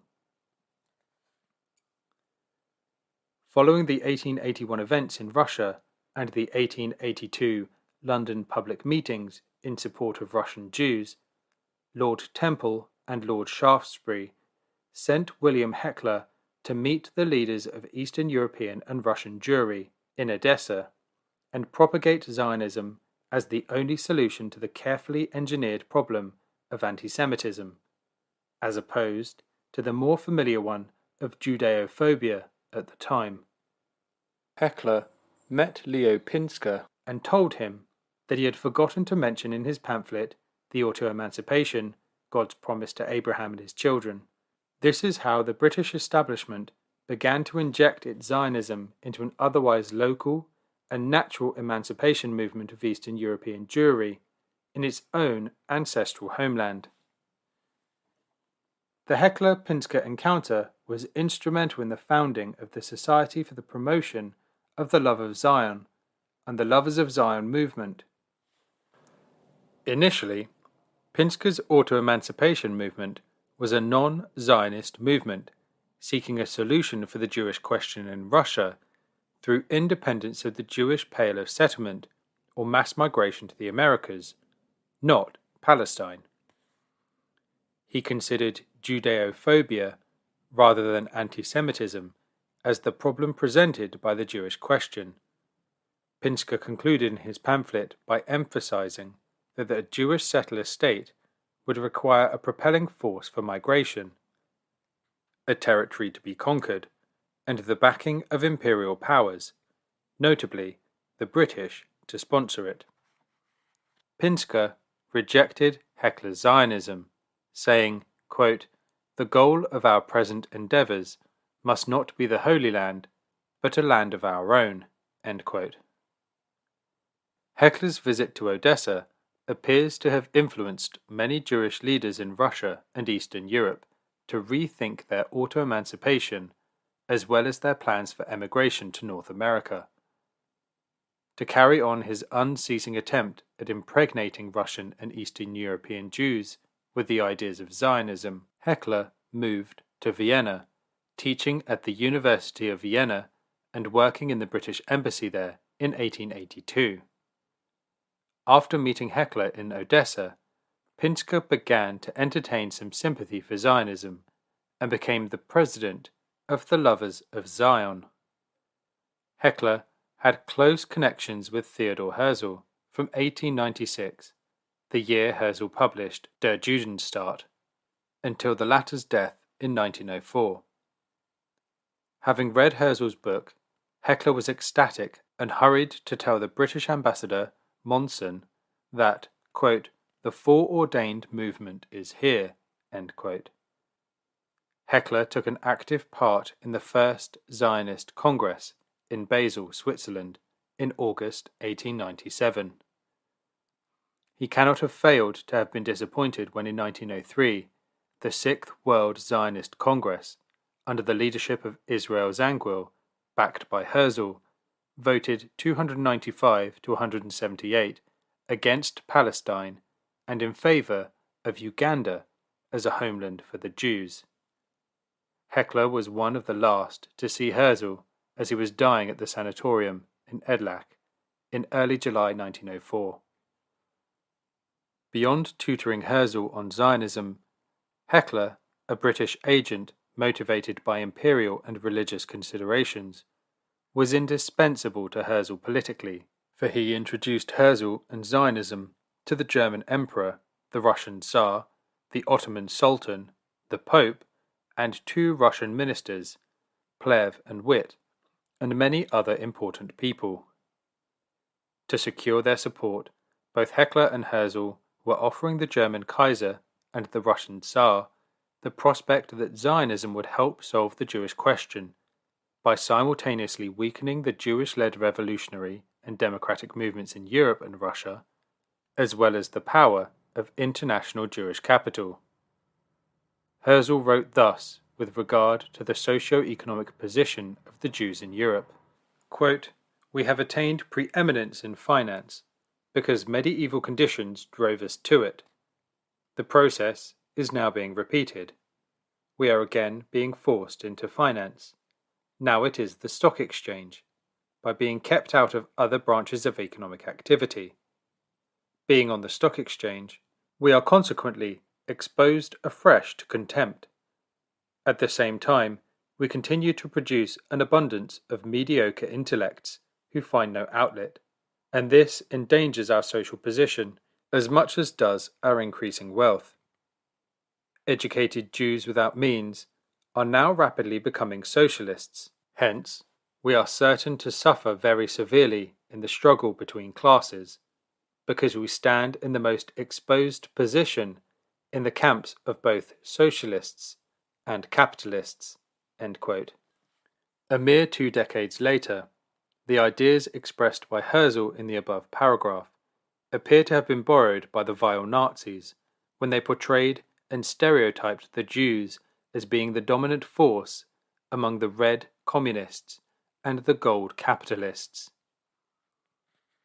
In addition to offering his would-be sponsors the tantalizing prospect of ridding them of the revolutionary menace and competition from Jewish capitalists, Herzl, with barely concealed racism and European chauvinism, stated that the Jewish state would, quote, "form a rampart of Europe against Asia, an outpost of civilization as opposed to barbarism." End quote. Herzl was never a religious person and once said that religion, quote, "is a fantasy that holds people in its grip." End quote. He had no preference for a particular territory for the Jews, merely desiring Jewish sovereignty over a portion of the globe as a strip of territory. As to the choice between Palestine and Argentina, Herzl wrote, quote, "We shall take what is given to us." End quote. In the light of the foregoing, we cannot but agree with the following conclusion of Mohammedan Ould May, quote, "Jews did not invent Zionism, rather Zionism invented the Jews. Though not all Jews are Zionist, and not all Zionists are Jews. During the Reformation and mercantilist era, Protestants were interested in Jews as ammunition against the Catholics and leaders of the interest-based, rising capitalist sector." Martin Luther's Jewish-friendly writings in 1523, Oliver Cromwell's readmission of the Jews to England in 1655, and the quasi-Judaization of the Puritans are graphic examples. With the Industrial Revolution and the European Enlightenment, Napoleon boosted the emancipation of the Jews in an attempt to estrange them from their European and Ottoman rulers, as part of his unsuccessful plans to destroy the power of England and Russia and dominate Europe. After Napoleon, the British articulated a complex set of imperialist and religious motives designed to make the Eastern question fit the Jewish question. Obviously, all of this took place before the alleged founder of Zionism, Herzl, was born in 1860, as well as before anti-Semitism was encouraged as a propelling machine for Zionism. With the change of Zionism's guardianship and custody from Britain to the United States in the aftermath of the Second World War, Zionism continues to be a geopolitical configuration rather than a national reality, which facilitates Western multilateral hegemony over the Arab world's strategic location, straits and waterways, its cultural heritage, antique and biblical history, economic resources, oil reserves and business contracts, and possible unification schemes." End quote. The continuing imperialist obsession with disarming every Middle Eastern country while preserving Israel's weapons of mass destruction is an illustration of such continuity. From its inception, Zionism has been a geopolitical construct. Today, it presents the Nazi Holocaust against the Jews in Europe as the historical explanation and the moral justification for the Zionist Holocaust against the Palestinians. If Zionism were a genuine national liberation movement, as is claimed by the Zionists and their imperialist backers, it is pertinent to ask, why did it not seek to liberate the Jewish Pale of Settlement, home to most Jews, in Russia? Likewise, the question arises as to why, when contemporary Zionism claims to be exclusively Jewish, are its origins traceable to non-Jewish debates and writings of late 19th century England? What claim can Zionism make to Palestine that the Palestinians can't make with much greater force? In the name of what can Zionism justify the expulsion, dispossession, dispersal, and oppression of millions of Palestinians on the basis of ancient, medieval, and modern atrocities inflicted in Europe by some Europeans against the Jewish populations. What are the prospects of Zionism in view of Israel's rejection of the UN-backed right of return for the Palestinians, while simultaneously justifying its own existence on the arbitrary law of return? As things stand, the Zionist state of Israel, through its occupation of territories it captured in the 1967 war, its continued colonization and settlement building, has to all intents and purposes scuppered the two-state solution.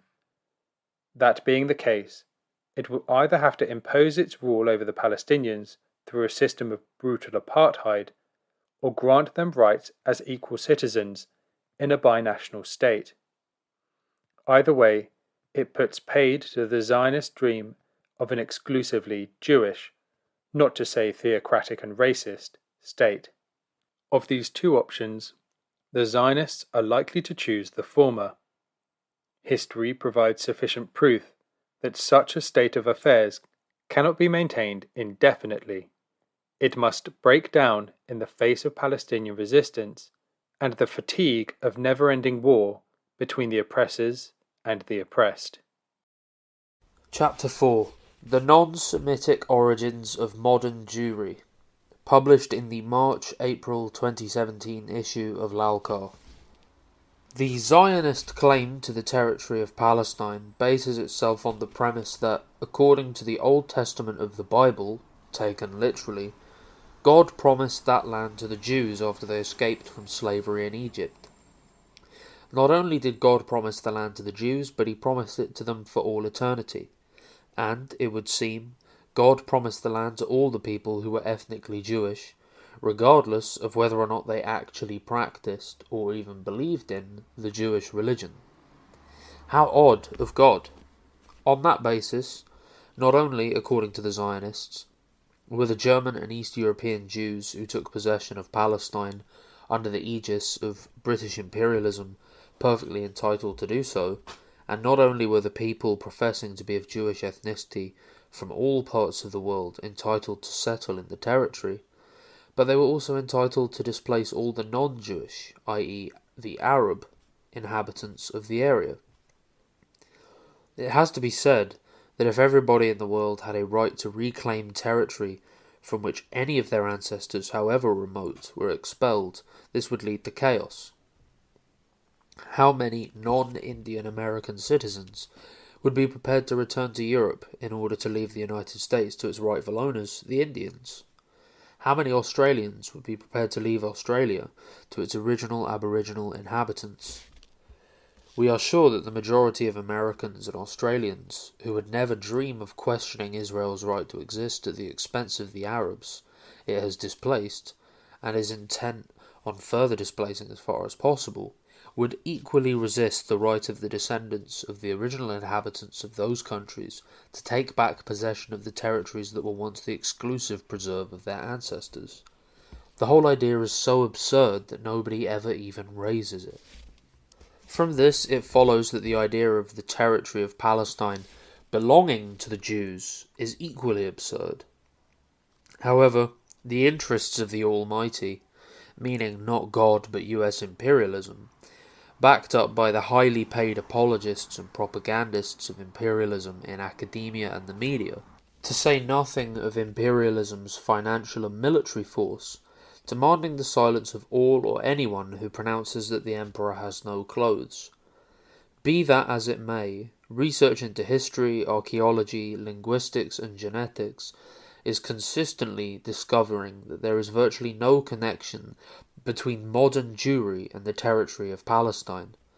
Some of this research has been brought together in a 2005 paper by Mohammedan Old May, the pseudonym of Mohammed Elmi Eliasini, Associate Professor of Geography in the Department of Earth and Environmental Systems at Indiana State University, entitled The Non-Semitic Origins of Contemporary Jews, which considerably informs this article.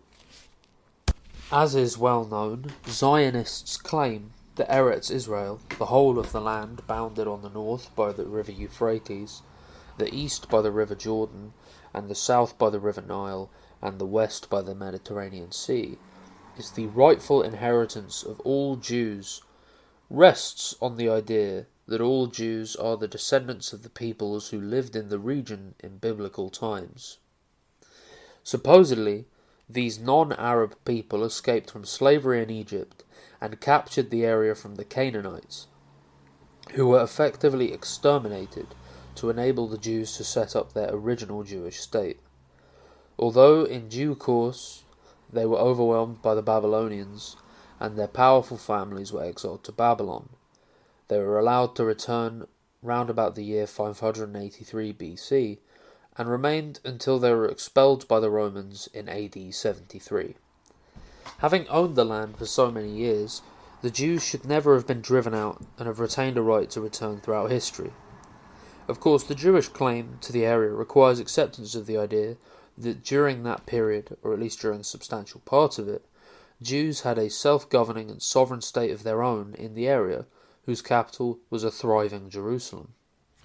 It also requires acceptance that Jews are all, or for the most part, descended from the Jews who supposedly took it over as the Promised Land after escaping from slavery in Egypt, and who, after a period exiled to Babylon, returned to dominate the area for centuries before being expelled by the Romans.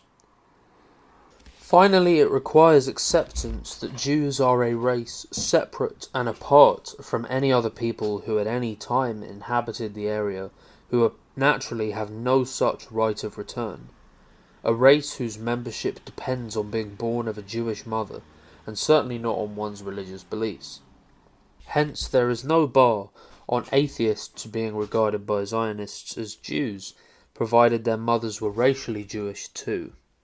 The whole of the Zionist narrative, however, is constantly being exposed as inconsistent with historical truth as a result of ongoing historical, archaeological, linguistic, and genetic studies.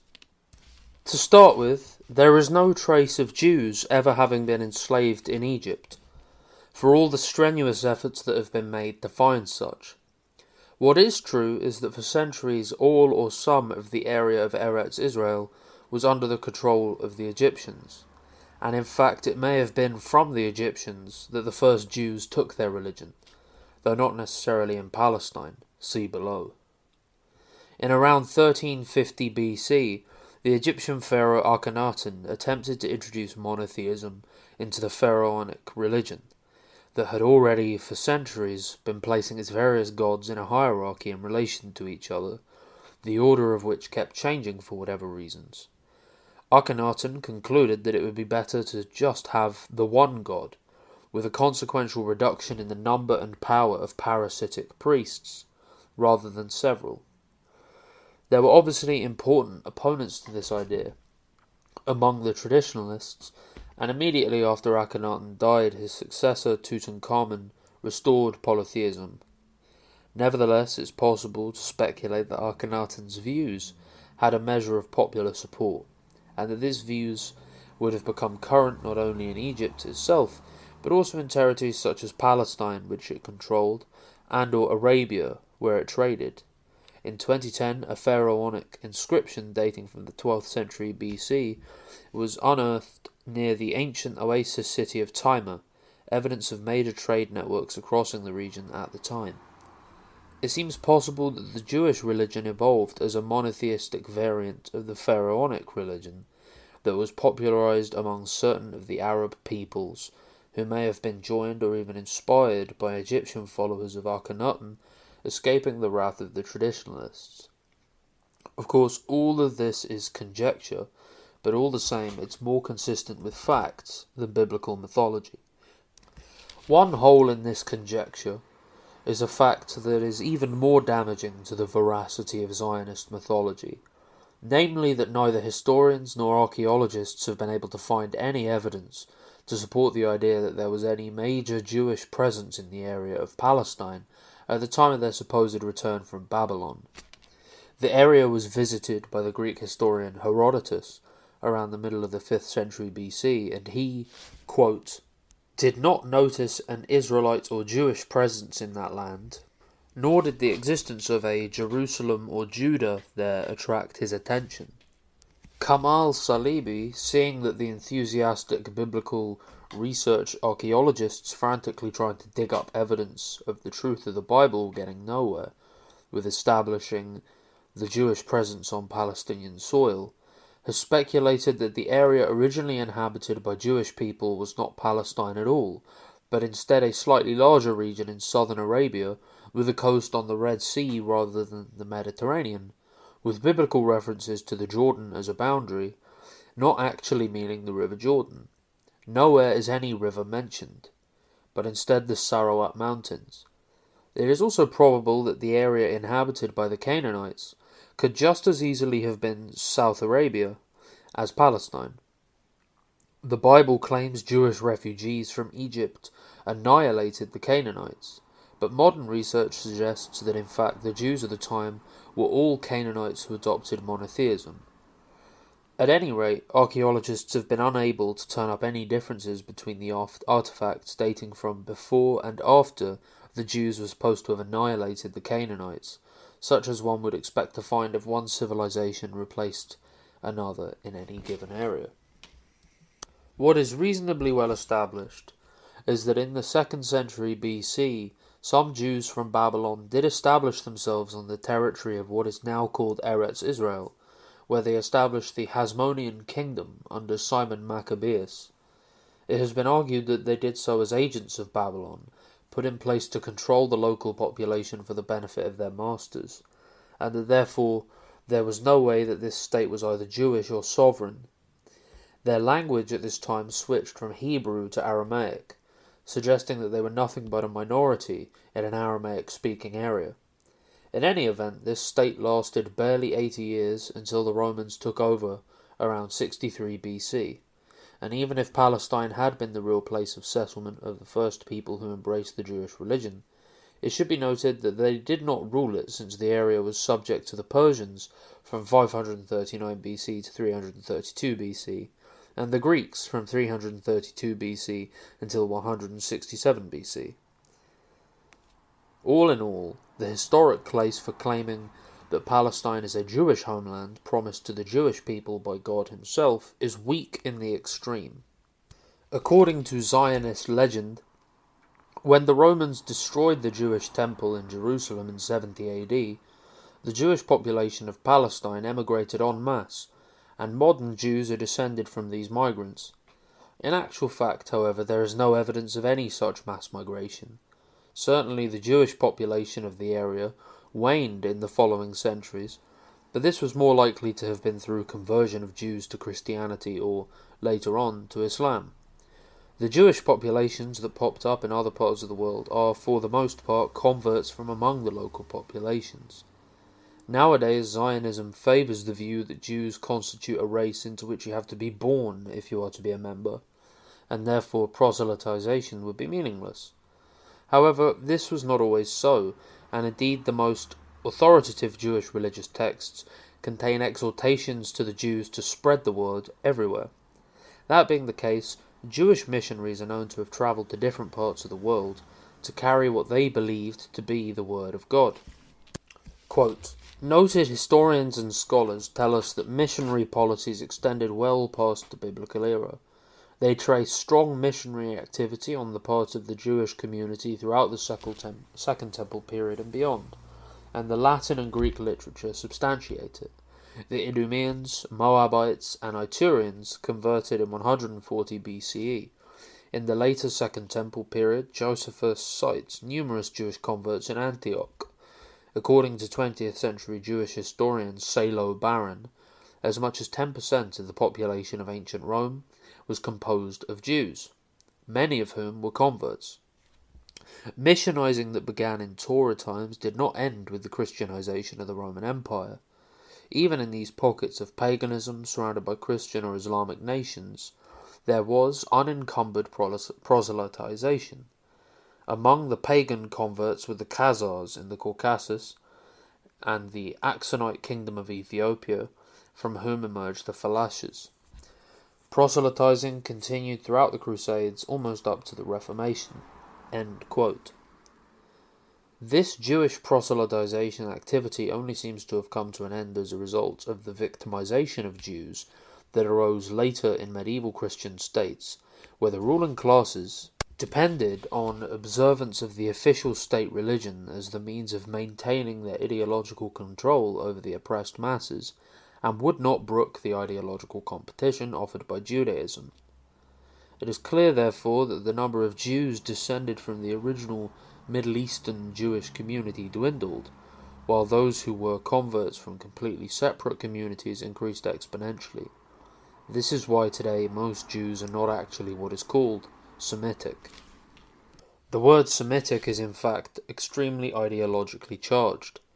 As a word, it was invented by 18th century linguists to describe a group of related languages spoken mainly in the Middle East and Near East.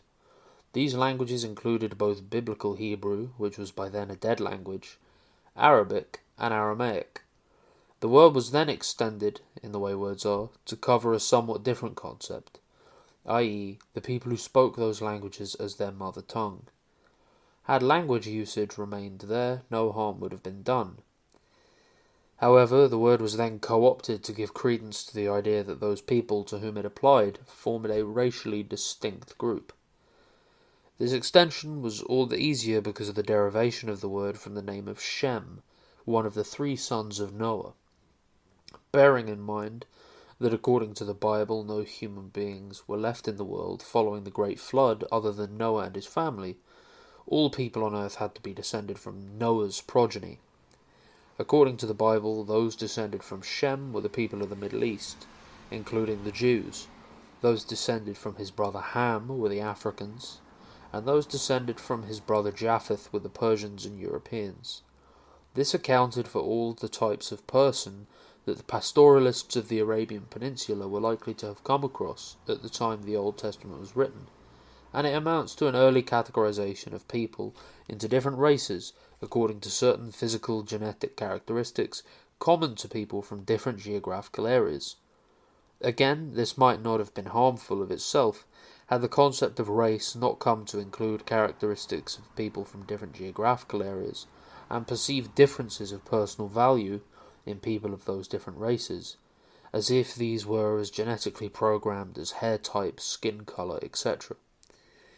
Interestingly, by any definition, Arabs must be included in the concept of Semitic peoples. That being the case, there are none so anti-Semitic as Israeli Jews, a majority of whom are utterly convinced that Arabs are Untermenschen, inferior beings. It is not generally known that the Hebrew currently spoken in Israel, and in use in current Jewish religious practices, is not Semitic. Although it uses vocabulary and script similar to those used in Biblical Hebrew, it is structurally Slavic and not Semitic, having been derived from Yiddish and not from Biblical Hebrew.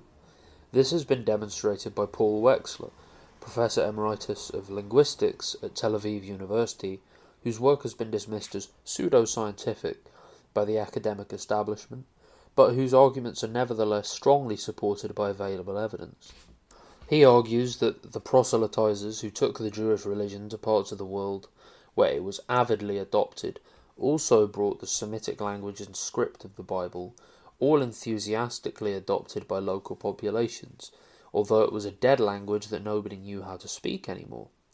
However, the way the biblical language was written, using only consonants and no vowels, precluded these populations from knowing very much about the grammar or even the syntax of Biblical Hebrew, since these were not fully apparent from the text, so they merely transferred to their own languages the vocabulary of the Semitic language and not its structure. Indeed, Wechsler's linguistic studies convinced him that, quote, all contemporary forms of Judaism and Jewish culture are relatively recently Judaized, end quote. Wechsler's thesis is that modern Hebrew is derived from Yiddish, and that Yiddish is structurally a Slavic language that absorbed a German vocabulary after the breakup of the Khazar state, which was at its height genuinely a Jewish state following the mass conversion of Khazars to Judaism. It existed from circa 650 to circa 1048 and was situated between the Black Sea and the Caspian Sea and to the north of them, within the territory of what is now Georgia and Armenia. During the period of the Khazar state, the Jewish community of Slav and Turkic converts gradually came to adopt the local Sorbic language, a language still spoken in parts of eastern Germany to this day. This was a language that was part of the Slavic group of languages. When Khazaria was overwhelmed and broken up by a Russo-Byzantine alliance, many of the Turkish Jewish converts inhabiting the area were forced to migrate to the Pale of Settlement, situated in large part in territories inhabited by native speakers of German. At this point, a German vocabulary became gradually incorporated into the Slavic structure of the language spoken by Khazaris, which language became known as Yiddish, which, despite its German vocabulary, is nevertheless a Slavic and not an Indo-European language. Modern Hebrew was artificially pieced together by scholars, starting from a Yiddish base into which a Hebrew vocabulary was incorporated, and therefore itself a Slavic, not a Semitic, language. As far as Wexler is concerned, the linguistic evidence is incontrovertible that those of modern Jewry, who are descendants from the Jewish people who lived for centuries in Eastern Europe, are certainly not descended from the original Jewish inhabitants of the Middle East. Genetic research also tends to support this thesis. Nicholas Wade reported on the 27th of September 2003 in the New York Times that geneticists had found a large genetic similarity among Ashkenazi Jews with those of populations inhabiting Central Asia. Quote, "A team of geneticists studying the ancestry of Jewish communities has found an unusual genetic signature that occurs in more than half the Levites of Ashkenazi descent. The signature is thought to have originated in Central Asia, not the Near East, which is the ancestral home of Jews." End quote. Several geneticists have been forced to the same conclusion. In addition, another research paper showed that the genes of Jews whose families have been based in the Middle East from time immemorial are genetically almost identical to those of Palestinian Arabs, not to those of Jewry elsewhere. Such was the furore caused by this finding that the paper was pulled out of publication in the leading journal, Human Immunology, because, quote, "it challenges the claim that Jews are a special chosen people and that Judaism can only be inherited," end quote. Mohammedan Old May offers towards the end of his article several conclusions which Lalkar cannot but endorse, including these three main ones. Quote, "First, the Jewish Semitic claim made by the Zionists in the name of contemporary Jews remains unsubstantiated, according to scholarly findings in history, archaeology, linguistics, and genetics. Second, the Semitic claim is essentially used to justify the dispossession, displacement, and impersonation of the Palestinians by Jewish settlers in one of the most complex forms of cultural identity theft. Third, even if contemporary Jews were actually Semitic, this will not justify their dispossession of the Palestinians, who have nothing to do with any past, present, actual, or alleged persecution of Jews in Europe or anywhere else in the world." End quote. Chapter 5. Nazi-Zionist Collaboration. Claims of Nazi-Zionist collaboration are not anti-Semitic fantasies, as Zionists will have everyone believe. They are based on historical facts and material long accepted as an integral part of serious literature on this question, and which has been legally available in the State of Israel. Crucially, most of the English-language literature on this question was written by Jews, including prominent Zionists. No serious student of history can be in doubt that some Zionists, including the top leaders of the Zionist movement, collaborated with the Nazis and went to the extent of rendering assistance to them to exterminate huge numbers of Jewish people. Israel has on its statute book a special law to deal with exactly these type of people, which uniquely applies to crimes committed beyond the territory of Israel and to crimes committed prior to the establishment of the Israeli state. This law provides for the death penalty and is exempt from the statute of limitations. In all fairness, many high-ranking Israeli leaders, being proven collaborators with the Nazis, ought to have been tried under this law and executed on conviction.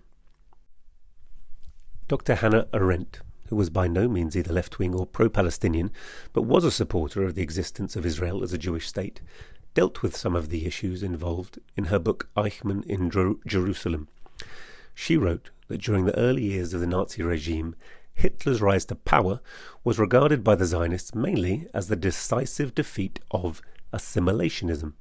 Hence they could, argued the Zionists, cooperate with the Nazi authorities because they too, like the Nazis, believed in dissimilation combined with emigration to Palestine of Jewish youngsters and, they hoped, Jewish capitalists. Such a policy could be the basis of a mutually fair solution. All leading posts in the Nazi-appointed Reichsvereinigung, that is the Reich Association of Jews in Germany, were held by Zionists. Reichsvertretung, which included Zionists as well as non-Zionists. For Zionists, according to the Nazis, were the decent Jews, since they too thought in national terms.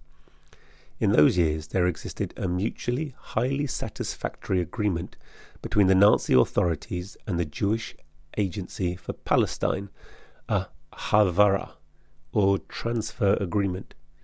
As a result, in the 30s, when American Jews tried to organize a boycott of German merchandise, Palestine, of all places, was swamped with all kinds of goods made in Germany. Arendt goes on to say, of greater importance for Eichmann were the emissaries from Palestine, who came in order to enlist help for the illegal immigration of Jews into British-ruled Palestine, and both the Gestapo and the SS were helpful.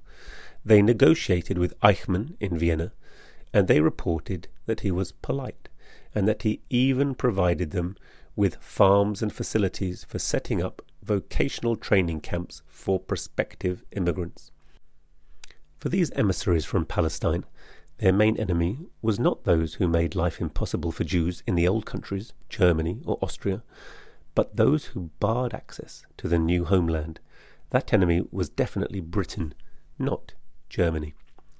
And further, they were probably among the first Jews to talk openly about mutual interests, and were certainly the first to be given permission to pick young Jewish prisoners from among the Jews in concentration camps.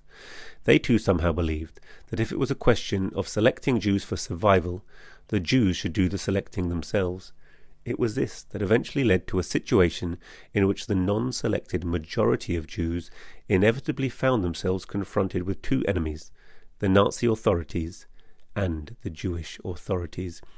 That's from Hannah Arendt, pages 59 to 61 of her book, Eichmann in Jerusalem.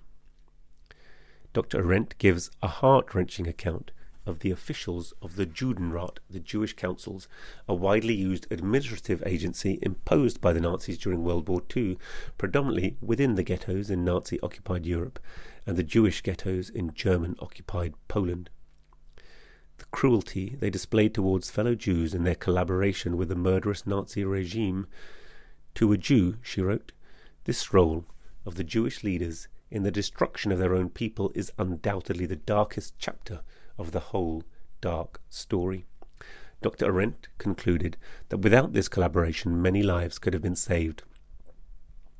Quotation marks. But the whole truth was that there existed Jewish community organizations and Jewish party and welfare organizations on both the local and international level. Wherever Jews lived, there were recognized Jewish leaders, and this leadership, almost without exception, cooperated in one way or another, for one reason or another, with the Nazis. The whole truth was that if the Jewish people had really been unorganized and leaderless, there would have been chaos and plenty of misery, but the total number of victims would hardly have been between 4.5 and 6 million people. Page 125. Dr. Arendt's book initially received sympathetic response from the Israeli press. However, almost immediately the Zionist propaganda machine went into overdrive to attack it savagely, as the concept about Jewish participation in the Nazi Holocaust may plague the Jews for years to come. In brackets, Hannah Arendt, The Jew as Pariah, Grove Press, New York, 1978, close brackets. On the 11th of March 1963, the B'nai B'rith Anti-Defamation League released a summary guideline to book reviewers and others when the volume appears, which accused Dr. Arendt of saying inter alia that Europe's Jewish organizations in the main played a disastrous role by cooperating with the Nazi extermination machine. As a result, the Jews themselves bear a large share of the blame. Our emphasis. In essence, Dr. Arendt was accused of putting forward the thesis that the Jews had murdered themselves. This line of attack was repeated by nearly every reviewer of Arendt's book. The response of the Zionist establishment to Arendt's book is typical of its reaction whenever questions about Nazi-Zionist cooperation crop up. This is how Dr. Arendt, in The Jew as Pariah, describes the campaign against her. No one will doubt the effectiveness of modern image-making, and no one acquainted with Jewish organizations and their countless channels of communication outside their immediate range will underestimate their possibilities in influencing public opinion. Far greater than their direct power of control is the voluntary outside help upon which they can draw from Jews who, though they may not be at all interested in Jewish affairs, will flock home, as it were, out of age-old fears, no longer justified, let us hope, but still very much alive, when their people or its leaders are criticized. What I had done, according to their lights, was the crime of crimes. I had told the truth in a hostile environment, as an Israeli official told me, and what the ADL and all the other organizations did was to hoist the danger signal. The campaign, said Dr. Arendt, though farcical, was effective. Or was it? After all, the denunciation of book and author, with which they achieved great, though by no means total success, was not their goal. It was only the means with which to prevent the discussion of an issue which may plague Jews for years to come. And as far as this goal was concerned, they achieved the precise opposite. If they had left well enough alone, the issue, which I had touched upon only marginally, would not have been trumpeted all over the world. In their efforts to prevent people from reading what I had written, or, in case such misfortune had already happened, to provide the necessary reading glasses, they blew it up out of all proportion, not only with reference to my book, but with reference to what had actually happened. They forgot that they were mass organizations, using all the means of mass communication, so that every issue they touched at all, pro or contra, was liable to attract the attention of masses whom they then no longer could control. So what happened after a while in these meaningless and mindless debates was that people began to think that all the nonsense the image makers had made me say was the actual historical truth. Thus, with the unerring precision with which a bicyclist on his first ride will collide with the obstacle he is most afraid of, Jacob Robinson was one of Dr. Arendt's critics, formidable supporters have put their whole power at the service of propagating what they were most anxious to avoid, so that now, as a result of their folly, literally everybody feels the need for a major work on the Jewish conduct in the face of catastrophe. From the same reference quoted above. The Kastner case. Zionist cooperation with the Nazis and the assistance furnished by the former in the extermination of several hundreds of thousands of Jews were a logical culmination of their shared aims and nationalist, anti-assimilationist beliefs and theories. This can be clearly demonstrated by reference to the most notorious case of Nazi-Zionist collaboration, that involving Rudolf Kastner. Not much is publicly known about this, thanks to the thorough suppression of information regarding it by the Zionist establishment and its backers in the imperialist countries. The accusations against Kastner can be summarized as follows. Dr. Rudolf Verber, a doctor of science, then serving at the British Medical Research Council, was one of the few fortunate escapees from Auschwitz. In February 1961, he published his memoirs in the London Daily Herald, in which he wrote, "I am a Jew. In spite of that, indeed because of that, I accuse certain Jewish leaders of one of the most ghastly deeds of the war. This small group of quislings knew what was happening to their brethren in Hitler's gas chambers and bought their own lives with the price of silence. Among them was Dr. Kastner, leader of the council which spoke for all Jews in Hungary. While I was prisoner, number 44070 at Auschwitz, the number is still on my arm, I compiled careful statistics of the exterminations. I took these terrible statistics with me when I escaped in 1944, and I was able to give Hungarian Zionist leaders 3 weeks' notice that Eichmann planned to send 1 million of their Jews to his gas chambers. Kastner went to Eichmann and told him, "I know of your plans. Spare some Jews of my choice, and I shall keep quiet."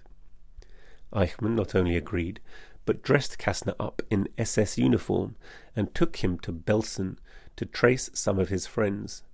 Nor did the sordid bargaining end there.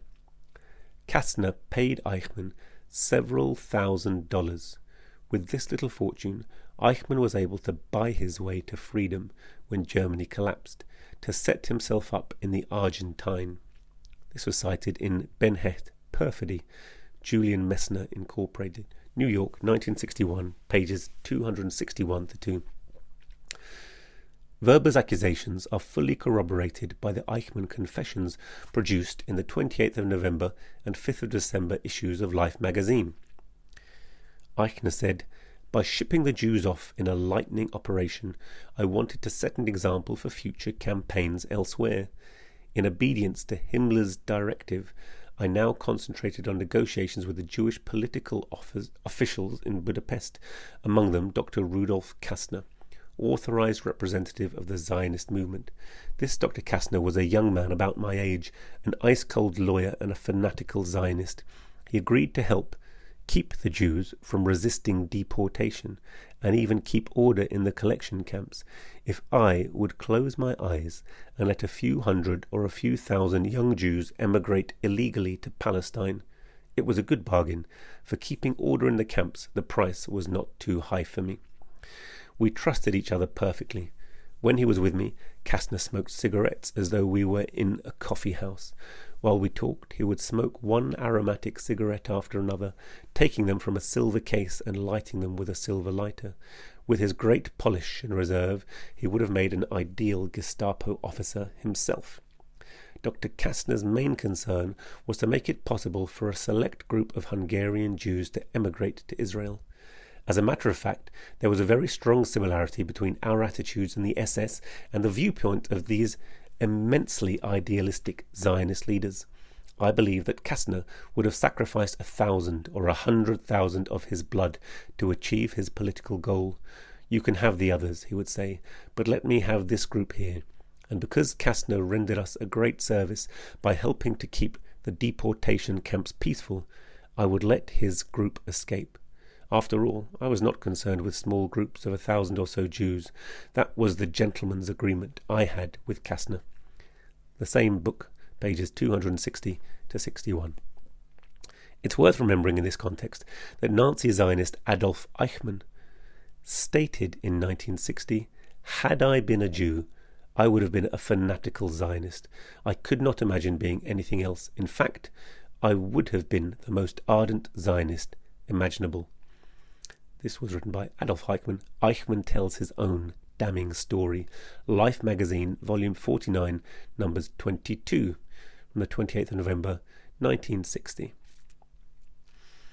The government of Israel characterized these accusations of Weber's as a lie.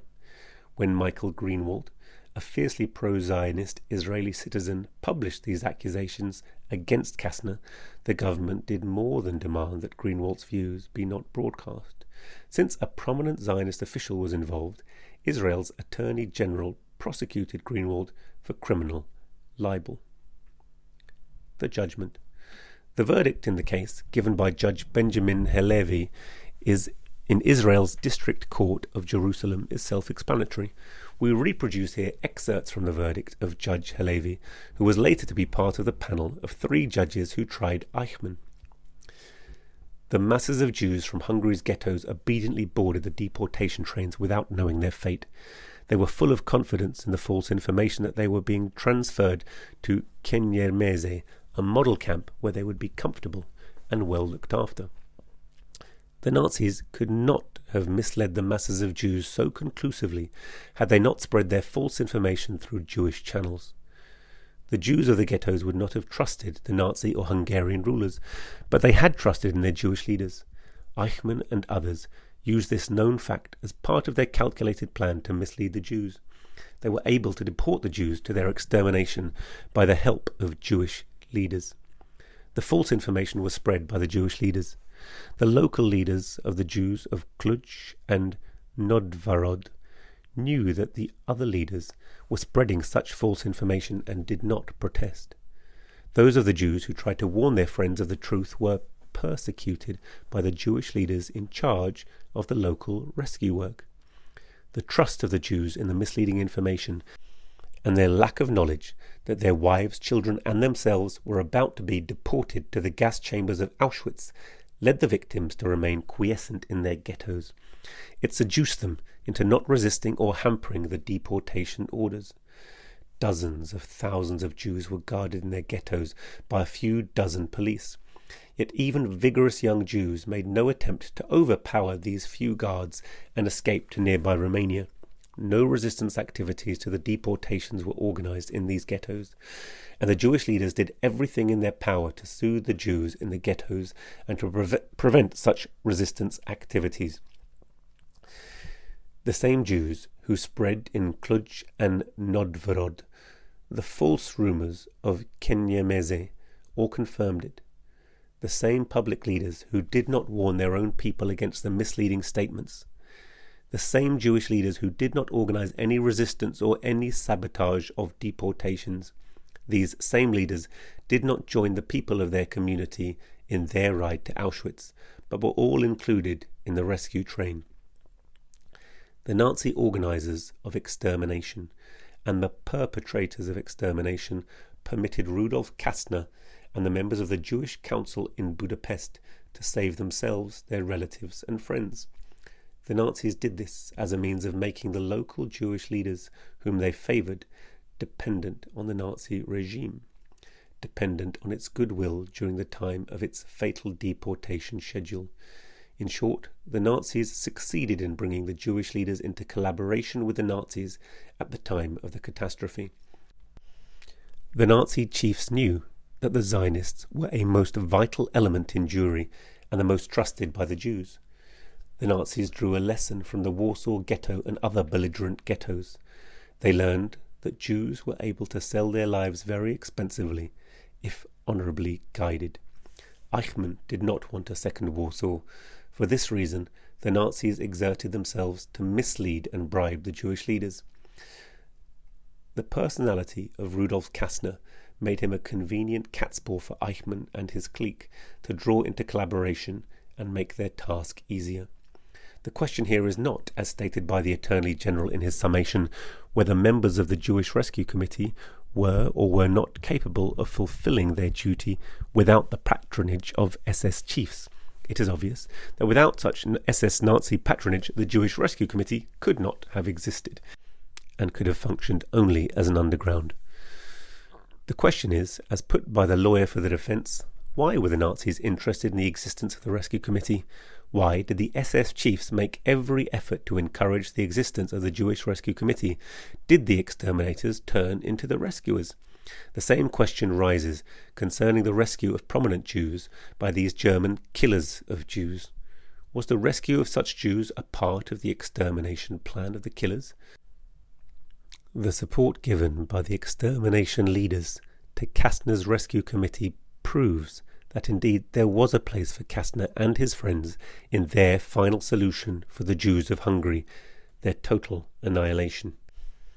The Nazis' patronage of Kastner and their agreement to let him have 600 prominent Jews were part of the plan to exterminate the Jews. Kastner was given a chance to add a few more to that number. The bait attracted him. The opportunity of rescuing prominent people appealed to him greatly. He considered the rescue of the most important Jews as a great personal success and a success for Zionism. It was a success that would also justify his conduct, his political negotiation with Nazis, and the Nazi patronage of his committee. When Kastner received his present from the Nazis, Kastner sold his soul to the German Satan. The sacrifice of the vital interests of the majority of the Jews in order to rescue the prominents was the basic element in the agreement between Kastner and the Nazis. This agreement fixed the division of the nation into two unequal camps, a small fragment of prominents whom the Nazis promised Kastner to save, on the one hand, and the great majority of Hungarian Jews, whom the Nazis designated for death, on the other hand. An imperative condition for the rescue of the first camp by the Nazis was that Kastner will not interfere in the action of the Nazis against the other camp and will not hamper them in its extermination. Kastner fulfilled this condition. He concentrated his efforts in the rescue of the prominents and treated the camp of the doomed as if they had already been wiped out from the book of the living. One cannot estimate the damage caused by Kastner's collaboration and put down the number of victims which it cost the Hungarian Jews. These are not only the thousands of Jews in Novgorod or any other community in the border area. Jews who could escape through the border had the chief of their rescue committee fulfilled his duty toward them. All of Kastner's answers in his final testimony were a constant effort to evade this truth. Kastner has tried to escape through every crack he could find in the wall of evidence. When one crack was sealed in his face, he darted quickly to another. This was the judgment of Judge Benjamin Halevi, Criminal Case 124/53, Attorney General versus Michael Greenwald, District Court, Jerusalem, June the 22nd, 1955. Referring to the meeting of Kastner with the SS officers Becher and Rudolf Hess, commandant of Auschwitz at the time when the new line of rescuing Jews was disclosed by Hess, Judge Halevi observed, "From this gathering in Budapest, it's obvious that the new line stretched from Himmler to Hess, from Jutner to Becher and Crummy," adding that this meeting not only exposed the rescue work of Becher in its true light, but also the extent of Kastner's involvement in the inner circle of the chief German war criminals, continued Judge Halevi. Collaboration between the Jewish Agency Rescue Committee and the exterminators of Jews was solidified in Budapest and Vienna. Kastner's duties were part and parcel of the general duties of the SS. In addition to its extermination department and looting department, the Nazi SS opened a rescue department headed by Kastner. All these extermination, robbery and rescue activities of the SS were coordinated under the management of Heinrich Himmler. As if all this were not enough, Kastner furnished a false affidavit in support of Becher, in his own name, as well as that of the Jewish Agency of the Jewish World Congress. This willfully false affidavit was given in favour of a war criminal to save him from trial and punishment in Nuremberg. In view of the foregoing, Judge Halevi found Greenwald, who had published the testimony of Eichmann about Kastner, mainly innocent of libel against Kastner, but fined him £1 Israeli for one unproven accusation, namely that Kastner had received money from the Nazis for assisting the latter in their extermination program. He also awarded the court costs in favour of Greenwald, ordering the Israeli state to pay £200 Israeli toward them.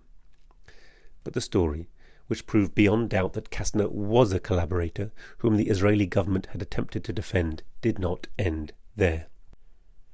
Public reaction to the trial. Israeli public opinion was near unanimous in demanding that Kastner and his associates in the rescue committee be put on trial as Nazi collaborators. Here lies the rub. Kastner's associates were the government of Israel. As the Israeli evening paper Yediot Ahronot put it, if Kastner is brought to trial, the entire government faces a total political and national collapse as a result of what such a trial may disclose. Not surprisingly then, the Israeli government, instead of putting Kastner on trial, lodged an appeal against Greenwald's acquittal for criminal libel. In launching this appeal, the government showed exemplary expediency, as someone writing the Israeli paper Ma'ariv put it. At 11 p.m, the verdict was given. At 11 a.m. next morning, the government announces the defence of Kastner will be renewed, an appeal filed. What exemplary expediency! Since when does this government possess such lawyer geniuses who can weigh in one night the legal chances of an appeal on a detailed, complex verdict of 300 pages? The motivation for the Israeli government's defence of Kastner was made crystal clear at the appeal hearing in the Supreme Court by the following words of Chaim Cohen, Israel's Attorney General. The man Kastner does not stand here as a private individual. He was a recognised representative, official or non-official, of the Jewish National Institutes in Palestine and of the Zionist executive, and I come here in this court to defend the representative of our national institutions. Hecht, page 268. This perfectly true statement constitutes the crux of the matter. Kastner's collaboration with Nazi war criminals was not an individual isolated case. It represented the collaboration of the echelons of the Zionist leadership. The Supreme Court's unanimous verdict was that Becker was a Nazi war criminal, whom Kastner, in his own as well as the Jewish agency's name, had without justification helped escape justice. Therefore Greenwald was acquitted of libel on this point. The Supreme Court also accepted the finding of the lower court that Kastner had deliberately concealed the truth about Auschwitz from the masses of Hungarian Jewry in exchange for the Nazis allowing a paltry 1,000 or so to be taken to Palestine. Thus Kastner can hardly have been rehabilitated, let alone fully rehabilitated. The Supreme Court's judgment. Yet, after unanimously accepting the above facts, shockingly the Supreme Court decided by a majority of 3-2 that Kastner's conduct was morally justifiable and found Greenwald guilty of criminal libel for characterizing it as collaboration.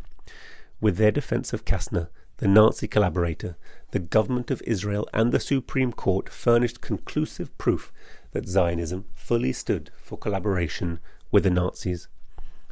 That the court majority, far from rehabilitating Kastner, joined him is clearly revealed from the following excerpts taken from the majority judgment of Judge Shlomo Chessin, which reveal an attitude of extreme cynicism and callousness at variance with the compassion, decency and moral concern for the fate of hundreds of thousands of Hungarian Jews exterminated by the Nazis with the collaboration, yes, collaboration, of Kastner. Let Judge Chessin speak for himself. What point was there in telling the people boarding the trains in Cluj, people struck by fate and persecuted, as to what awaits them at the end of their journey? Kastner spoke in detail of the situation, saying, "The Hungarian Jew was a branch which long ago dried up on the tree." This vivid description coincides with the testimony of another witness about the Hungarian Jews. This was a big Jewish community in Hungary without any ideological Jewish backbone. Moshe Schweiger, a Kastner aide in Budapest, Protocol 465. In other words, if they were not Zionists, without any ideological Jewish backbone, if it pleases the Zionists, or willing to fit to travel to Palestine, they were not worth bothering about. Judge Chessin goes on to assert without foundation that the Jews of Hungary were not capable, physically or mentally, to offer forcible resistance to the Nazi deportation scheme. As such, no rescue could have followed from the disclosure of the news about Auschwitz. Even though Kastner's silence, when he arrived in Cluj, was premeditated and calculated, even though his omissions made the Nazi extermination plans easier to execute, it could still not be regarded as collaboration, continued Judge Chessin. And as to the moral issue, the question is not whether a man is allowed to kill many in order to save a few or vice versa. The question is altogether in another sphere and should be defined as follows. A man is aware that a whole community is awaiting its doom. He is allowed to make efforts to save a few, although part of the efforts involve concealment of truth from the many. Or should he disclose the truth to the many, though it is his best opinion that this way everybody will perish? I think that the answer is clear. What good will the blood of the few bring if everybody is to perish? As I said, I am not arguing with the basic factual findings of the learned president of the Jewish District Court, Judge Halevi, but it seems to me, with all due respect, that his findings do not, as of necessity, demand the conclusion that he has arrived at.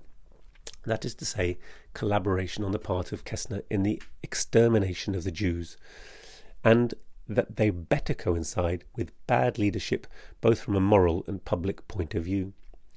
In my opinion, one can say outright that if you find out that Kastner collaborated with the enemy because he did not disclose to the people who boarded the trains in Cluj that they were being led to extermination, one has to put on trial today many more leaders and half-leaders who gagged themselves in an hour of crisis and did not inform others of what was known to them, and did not warn and did not cry out of the coming danger. Because of all this, I cannot confirm the conclusion of the District Court with regard to the accusation that Greenwald has thrown on Kastner of collaboration with the Nazis in exterminating the Jewish people in Hungary during the last war, quoted in Hecht, page 270-72. In other words, the court approved of Kastner's contempt for the Hungarian Jews and could not allow him to be condemned for doing exactly what many other Zionist leaders and half-leaders did, concealing their knowledge of the Nazi extermination plans so that Jews would board the trains to Auschwitz peacefully while their Zionist leaders boarded a different train for Palestine. These words, taken from page 25 of the excellent pamphlet on the subject Nazi-Zionist Collaboration, produced by the Jews Against Zionism and Antisemitism in brackets JAZA, close brackets, group in Australia, and reproduced by the British anti-Zionist organisation Palestinian Solidarity in 1981, sum up the Zionist contempt for vast layers of Jewish people. Anyone who is interested in this subject can read the pamphlet. Links are given on the online version of this article. A fitting refutation of Judge Chessin's sickeningly revolting judgment is to be found in the minority judgment of Supreme Court Judge Moshe Silberg, in which he tears to shreds the majority verdict. What right, asked Judge Silberg, did Kastner have to decide the fate of 800,000 Hungarian Jews? He went on. The charge, emanating from the testimony of the witnesses against Kastner, is that had they known of the Auschwitz secret, then thousands or tens of thousands would have been able to save their lives by local, partial, specific or indirect rescue operations like local revolts, resistance, escapes, hidings, concealment of children with Gentiles, forging of documents, ransom money, bribery, etc. And when this is the case, and when one deals with many hundreds of thousands, how does a human being, a mortal, reject with complete certainty and with an extreme no the efficiency of all the many and varied rescued ways? How can he examine the tens of thousands of possibilities? Does he decide instead of God? Indeed, he can act with such a usurpation of the last hope of hundreds of thousands is not entitled to claim good faith as his defence.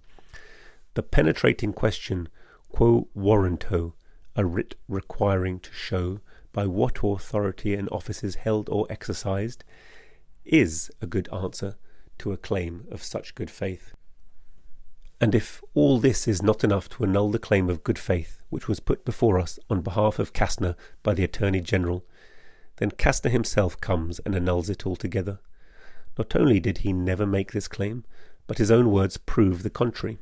He writes in his report to the Jewish Agency that the committee sent emissaries to many ghettos in the countryside and pleaded with them to organize escapes and to refuse to board the trains. And though the story of these pleadings is untrue, and the silence of Kastner in Cluj is proven, the very uttering of these statements entirely contradicts the claim that Kastner had concealed the news about the fate of the ghetto inmates in good faith, and only as a result of his complete despairing of the chances of escaping or resisting the Germans. You cannot claim at the same time helplessness and activity. Anyway, such a claim is not convincing. We can sum up then with three facts. A. That the Nazis didn't want to have a great revolt. Second Warsaw, nor small revolts, and their passion was to have the extermination machine working smoothly without resistance. This fact was known to Kastner from the best source, from Eichmann himself. And he had additional proofs of that when he witnessed all the illusionary and misleading tactics which were being taken by the Nazis from the first moment of occupation. B.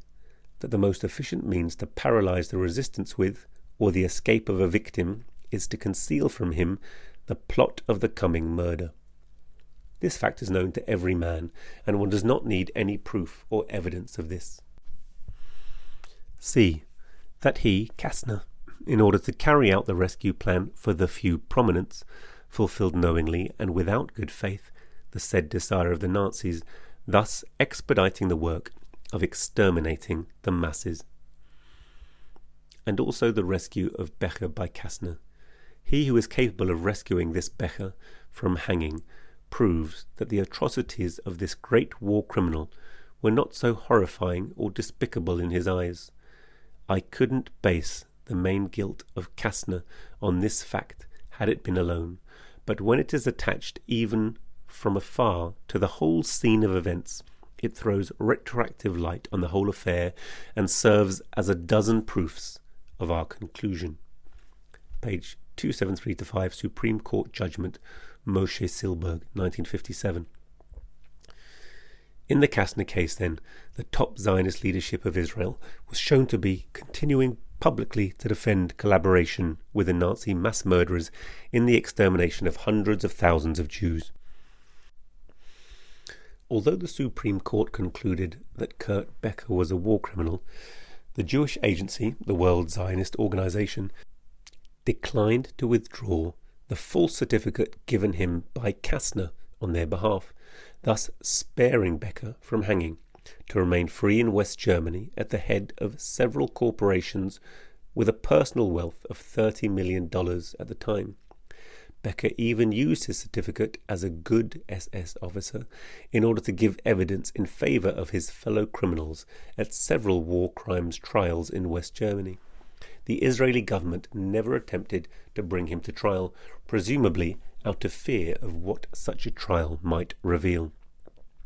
Similarly, none of Kastner's colleagues on the Zionist Relief and Rescue Committee, nor his superiors in the Jewish Agency, were ever brought to trial as demanded by the Israeli public, let alone the several hundred prominents who assisted Kastner in reassuring the Hungarian Jews that they were destined for Kenyermeze and not Auschwitz, in return for tickets on the train that eventually took them to Palestine.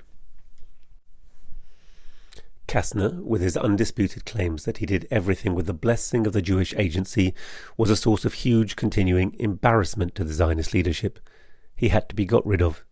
He was got rid of in the immediate aftermath of the conclusion of the appeal hearing, but before the judgment rehabilitating him had been delivered. He was shot dead by Zeer Eckstein, who was not a Hungarian acting to avenge the mass murder of Hungarian Jews, but rather a paid undercover agent of the Secret Service of Israel, as revealed by Arendite, The Jewish Pariah, page 208. The Kastner case, in addition to refuting Zionism's cynical use of the Holocaust as a propaganda tool, also reveals that the very existence of the Jewish Agency, far from being an instrument for the protection of the Jewish masses, was a real assistance to the Nazis in their extermination plans.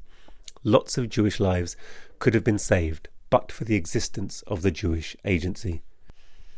Zionism is no answer to the problem of anti-Semitism, but a dreadful and cowardly way of avoiding participation in the struggle against discrimination, repression, and extermination. A sick and warped ideology. We have to go beyond documenting what Kastner did and the approval of his conduct by the Supreme Court of Israel and the Israeli government. We have to ask, why did Kastner consider it correct actively to assist the Nazis by leading several 100,000 Jews to extermination in return for the lives of fewer than 2,000? Further, why did the top Zionist leadership feel obliged to come to his defense after his crime had been proved?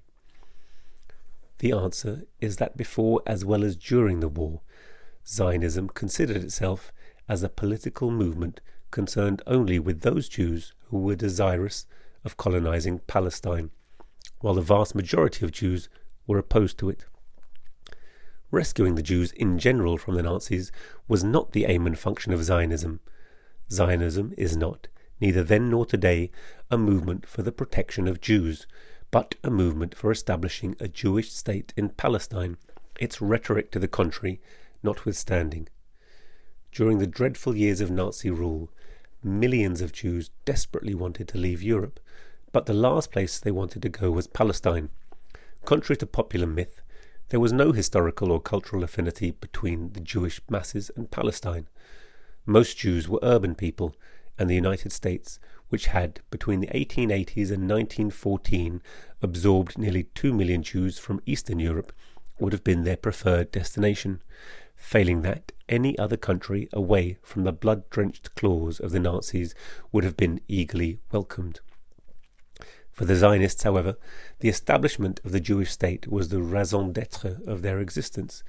Guided by this warped outlook, the majority of mainstream Zionists sat out the war, trying to construct the national homeland in Palestine and conducting campaigns for unhindered Jewish immigration into Palestine and for a Jewish army, whereas the majority of Jews, like everyone else during the Second World War, had more important things to worry about, including participation in partisan, anti-Nazi resistance movements and enlisting in large numbers in the Allied armies.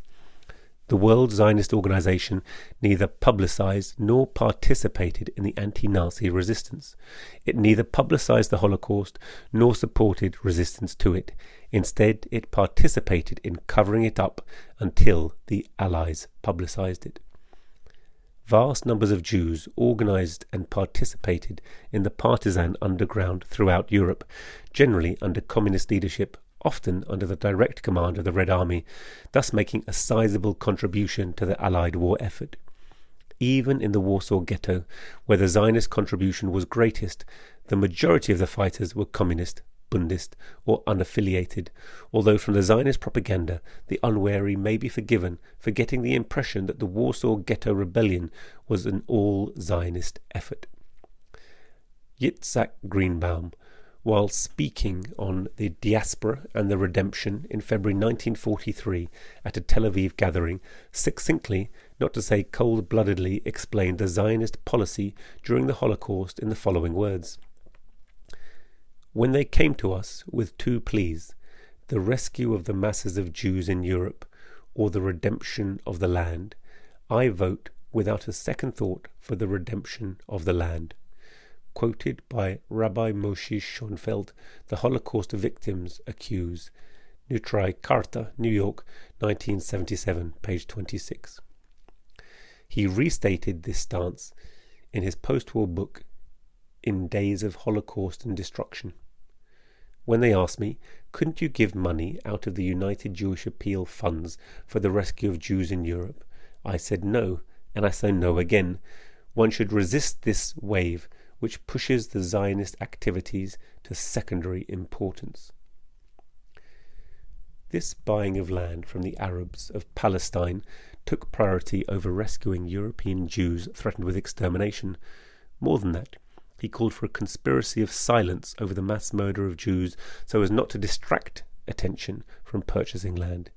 In his words, the more said about the slaughter of our people, the greater the minimization of our efforts to strengthen and promote Hebraization of the land. Let it be noted that Greenbaum was not some minor Zionist official. He was the immediate superior of Kastner in the Jewish Agency, in his position of the head of the Rescue Committee for European Jewry, and occupied the position of a cabinet minister in Israel's first government. Although in a minority in the Zionist leadership on this question, damningly, he was left in charge of the Rescue Committee after blatantly making clear his opposition to using Zionist funds for the rescue of Jews. Clearly, Greenbaum's policy was also the policy of the Zionist movement, an agreed policy that Kastner was merely implementing. This policy was succinctly captured in the cold-blooded slogan, "One goat in Eretz Israel is worth an entire community in the diaspora." To the Zionist leadership, the most important question was the building of the Jewish homeland. If this involved sacrificing 1 million or more Jews, that was for them a price worth paying. Contrary to the popular belief, Zionist leaders did not seriously question that they were silent during the Holocaust. Dr. Nahum Goldman, president of the World Jewish Congress, speaking on the 4th of March 1962 at a commemorative meeting, frankly stated, "If there is a basis to the historical I accuse, let us have the courage now to direct it against the part of the generation which was lucky enough to be outside of Nazi domination and did not fulfill its obligations towards the millions killed." While admitting responsibility for the deaths of those who could have been but were not rescued, Goldman rather slyly attempted to spread the blame so as to accuse everyone not actually a victim of the Holocaust, instead of laying the blame where it belongs, namely on the Zionist leadership. The Zionist leadership ignored heart-wrenching pleas from beleaguered Jews threatened with deportation to and extermination at Auschwitz. One such request was sent from a cave near Lublin in Poland on 15th of May 1944 by Rabbi Michael Dov Weissmandel. The author of this appeal wrote passionately that the Zionist leadership put pressure on the Allies to bomb the crematorium at Auschwitz and the roads and bridges leading to it. No such bombing took place. The heart-wrenching messages were ignored. One can only conclude that the Zionist leadership could not initiate strong protests against Nazi extermination without imperiling the sordid deals their representative Kastner was negotiating for the rescue of a few hundred Jews and their transportation to Palestine. The revisionist Zionists, for their own political reasons, were responsible for bringing to light the collaboration between the Nazis and the mainstream Zionist leadership. One of these revisionists was lawyer Shmuel Tanier, who was Greenwald's defense counsel in the Kastner case, who later on was to become Israel's Minister of Justice. Even Ben Hecht, another supporter of the revisionists, in his book Perfidy, concludes that had the mainstream Zionists organized to rescue the Jewish masses by any measure, such honorable human behavior would have been of deeper worth to the world than a dozen states of Israel. The Zionist thinking during the Holocaust is correctly outlined by Mappai, predecessor to the present-day Israeli Labour Party leader Eliezer Livitz, who expressed his regret in the following words in Yedoit Aronot, in an article entitled Thoughts on the Holocaust. Our Zionist orientation educated us to see the growing land of Israel as the prime goal of the Jewish nation only in relation to its building the land. With each tragedy befalling the Jews in the diaspora, we saw the state as the evident solution. We continued employing this principle even during the Holocaust, saving only those who could be brought to Israel. The mandate's limitation on immigration served as a political factor in our battle to open the doors to Aliyah immigration and to establishing the state. Our programs were geared to this aim, and for this we were prepared to sacrifice or endanger lives. Everything outside this goal, including the rescue of European Jewry for its own sake, was a secondary goal. If there can be no people without a country, Rabbi Weissmandel exclaimed, then surely there can be no country without a people. And where are the living Jewish people, if not in Europe? The revisionist paper Harut correctly stated that the leaders of the Jewish Agency and leaders of the Zionist movement in Palestine could have appealed in the broadcasts of their secret Haganah radio station to Jews in ghettos, camps and villages to flee to the woods, to mutiny and fight, to try to save themselves. By their silence they collaborated with the German to no less extent than the scoundrels who provided the Germans with the death lists. History will yet pronounce its verdict against them. Was not the very existence of the Jewish Agency a help for the Nazis? When history tries the so-called Judenrat and the Jewish police, she will also condemn the leaders of the Agency and the leaders of the Zionist movement. That surely is the verdict of history. Just as Judge Benjamin Halavi concluded that the Budapest Relief and Rescue Committee of the Zionist Jewish Agency was a department of the Nazi SS, along with the departments for extermination and looting. So we must conclude that the very existence of the Jewish agency was of assistance to the Nazis in carrying out and covering up unspeakable crimes. When the news about Auschwitz eventually found its way into the Swiss, not Palestinian press, notwithstanding attempts at suppression by Zionist officials in Geneva, it caused a furore throughout the world, causing the Hungarian government to suspend deportations consequent upon threats from the Allies. The deportations were only resumed after the German occupation of Hungary. It is most unlikely that the destruction of Hungarian Jewry could have been achieved in the little time available without Zionist collaboration in luring the Jews to board the Auschwitz-bound trains in a lightning operation that took them out of Hungary just in time before the arrival of the Red Army. The Zionist leaders were opposed to publicizing the news about the ongoing murder of Jews because they believed that such publicity would have served to distract attention from Hebraization of the land of Palestine, that is, clearing the land of Arabs. Keeping doors shut to Jews. For the same twisted reason, during this time there were Zionists furiously busy organizing to keep the doors shut to Jews fleeing Nazi persecution in every country except Palestine.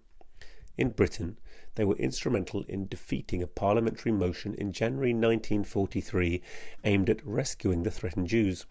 The argument of the Zionist leadership was, every nation has its dead in the fight for its homeland. The sufferers under Hitler are our dead in our fight. Persecuted Jews were barred from entering the US during this time by a combination of anti-Semitism of State Department officials. Assistant Secretary of State Breckinridge Long was a notorious anti-Semite, supported by Lawrence Steinhardt, one of the very few Jews who at the time were in an important position in the US Foreign Service. A director of the American Federation of Zionists and afterwards of the American Zionist Commonwealth in the 1920s, Steinhardt achieved notoriety for his unrelenting support for the State Department's anti-refugee stance. He opposed large-scale immigration of Eastern European Jews, declaring them as totally unfit to become American citizens, characterizing them as lawless, scheming, defiant, and unassimilable. Selective immigration. Even as regards Jewish immigration into Palestine, the Zionists aimed for selective immigration to build a Jewish state, not at recruiting Jews fleeing extermination. And the policy of selective immigration had been firmly in place long before the war, with German awareness of what this policy meant for those not selected. Not for nothing did Chaim Weizmann, first president of Israel, speaking at the 20th Zionist Congress in 1937, make this nauseating statement. The hopes of 6 million Jews are centered on emigration. I was asked, but can you bring 6 million Jews to Palestine? I replied, no. In the depth of the Jewish tragedy, I want to save 2 million of youth. The old ones will pass. They will bear their fate or they will not. They are dust, economic and moral dust in a cruel world. Only a remnant shall survive. We have to accept it. This from the pamphlet Nazi-Zionist Collaboration, page 54. It is this heartless tradition which provides the explanation for Kastner's actions, as well as their defence by the Supreme Court and the government of Israel. In his defence of Kastner, the Attorney General of Israel, Chaim Cohen, appealed to this tradition. It has always been our Zionist tradition to select the few out of many in arranging the immigration to Palestine. Are we, therefore, to be called traitors? Quoted in Ben Hicht, page 194-5. The answer to Chaim Cohen's question is yes, for continuing to select the few out of many in arranging the immigration to Palestine during the Holocaust, when the problem was how to get the many to any haven that would have them. Zionists are therefore to be called traitors. It was not a great jump from Weizmann's description of the masses of European Jews as economic and moral dust in a cruel world to the Supreme Court of Israel's majority judgment that Kastner was entitled to mislead Hungarian Jews about Auschwitz, because the Hungarian Jew was a branch which long ago dried up on the tree. And This was a big Jewish community in Hungary without any ideological Jewish backbone, i.e. not much Zionism. As Ben Hecht remarks, it was not a much greater jump from there to Dr. Goebbels' diary entry in 1943, "In our Nazi attitude towards the Jews, there must be no squeamish sentimentalism." Indeed, as Ben Hecht also remarks, the sneer and belittlement of Dr. Goebbels, who wrote, "The Jews deserves the catastrophe that has now overtaken them," seems to echo in the voice of the Attorney General of State of Israel, who says, "For those, and millions of Jews like them, there came true the old curse, and lo, they were meant to be taken like sheep for slaughter, for killing, for destruction, for crushing and shame. There was no spirit in them. The Jewish masses in Warsaw were in the same condition." This is from the court records, CC 124/53, Jerusalem District Court. This basically Nazi philosophy, displayed here towards Jews instead of Arabs, helps explain how the concept of saving the few at the expense of the many led Zionists to become the most suitable collaborators for the Nazis in administering the Jewish councils, or Judenrat, in the ghettos. Again from Zionist-Nazi Collaboration, page 55. A shared racist philosophy. The Nazi-Zionist collaboration was not accidental, nor a matter of isolated individual actions. It arose logically from shared aims. The Nazis wanted a Jewish-free Germany in Europe. The Zionists wanted to get them to Palestine. When confronted with a choice between saving the masses of European Jews from persecution and extinction on the one hand, and building the so-called national home on the other, the Zionist leadership unfailingly chose the latter. This was made perfectly clear in a letter from David Ben-Gurion, Israel's first Prime Minister, to the Zionist executive on the 7th of December 1938, in which he stated that saving Jewish lives from Hitler was a potential threat to Zionism, unless the Jews thus saved were brought to Palestine. When Zionism had to choose between the Jews and the Jewish state, it unhesitatingly preferred the latter. No decent person, Jew or non-Jew, can shut their eyes to the collaboration of the Zionist leadership. In his book Perfidy, written principally to expose the Israeli government's support and defense of Kastner, Ben Hecht, an extreme revisionist Zionist of the Menachem Begin variety, and hardly a friend of the Palestinians, felt obliged to say, "Such a book was not easy for me to write, for the heart of a Jew must be filled with astonishment as well as outrage that a brother should be so perfidious." Eli Wiesel, who reviewed the manuscript for Yedoit Aharonot of the 4th of April 1959, cited Ben Hecht as saying, "The best-known, most respected leaders of Zionism were actually criminals." Wiesel went on, "Somehow my typewriter refuses to write about Weizmann and about the heads of the Jewish agency who helped the Germans to destroy European Jewry." Anyone, even a Zionist with an open mind and a tinge of decency, would have to agree with Ben Hecht's conclusion. Honourable human behaviour would have been of deeper worth to the world than a dozen states of Israel. That's from Hecht, page 193.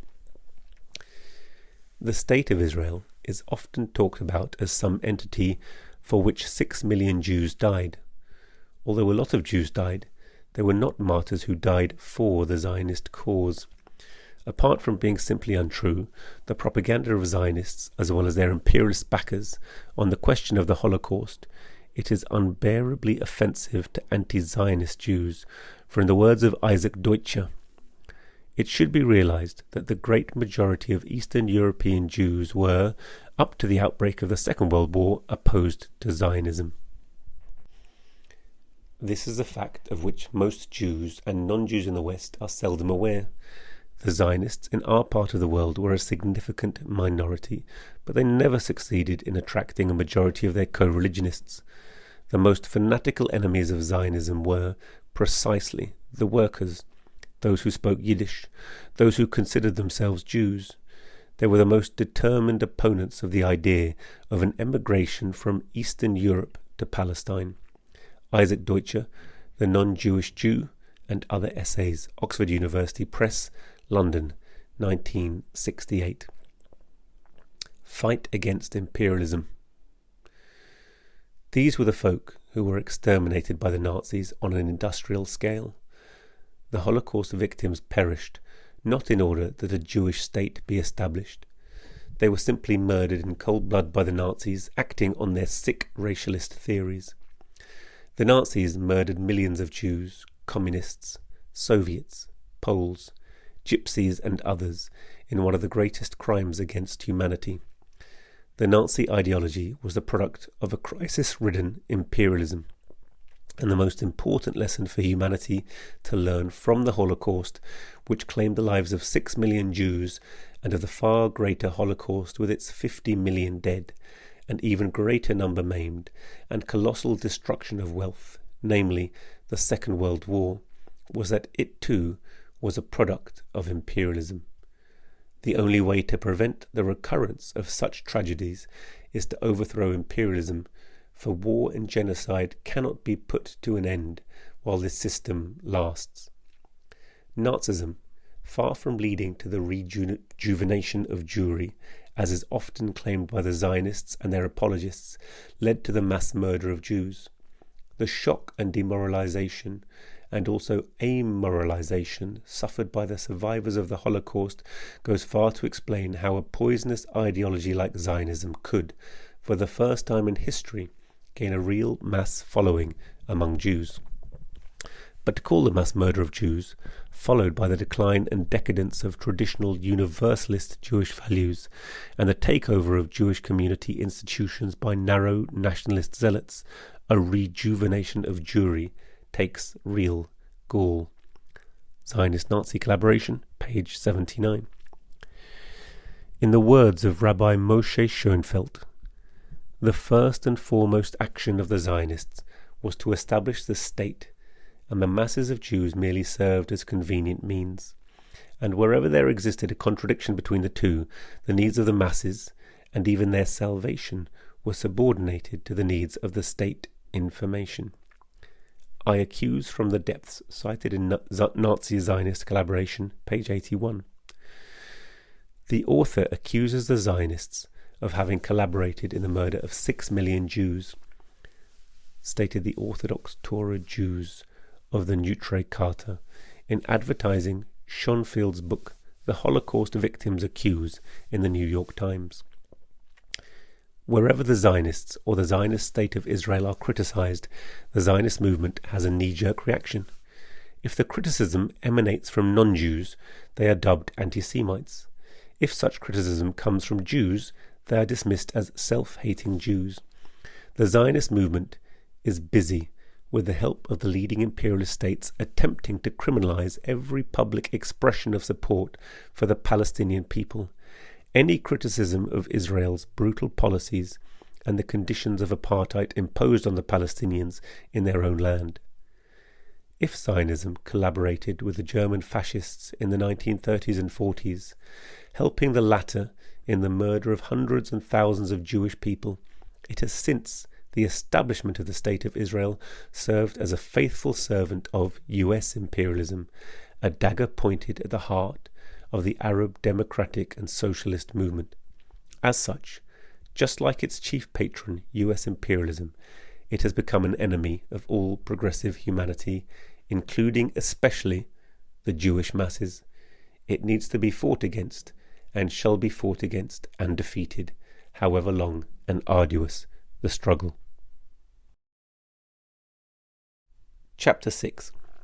Memorandum of Edwin Montagu on the anti-Semitism of the present British government, submitted to the British Cabinet on August 1917. On the centenary of the Balfour Declaration, the 69th anniversary of the Nakba, the tragedy of the creation of the Zionist State of Israel and the expulsion of 700,000 Palestinians from their homes, and the 50th anniversary of the brutal Israeli occupation of the West Bank and Gaza, we reproduced below the memorandum of Edwin Montagu, the only Jewish member of Lloyd George's World War I cabinet. In this memorandum, Montagu correctly characterises the Balfour Declaration as a scurrilous piece of anti-Semitism, which will serve as a convenient tool for governments of countries in which Jews live, and have lived for generations, to get rid of them, which is precisely what the Nazis went on to do, not without the collaboration of the Zionist leadership, be it said in passing.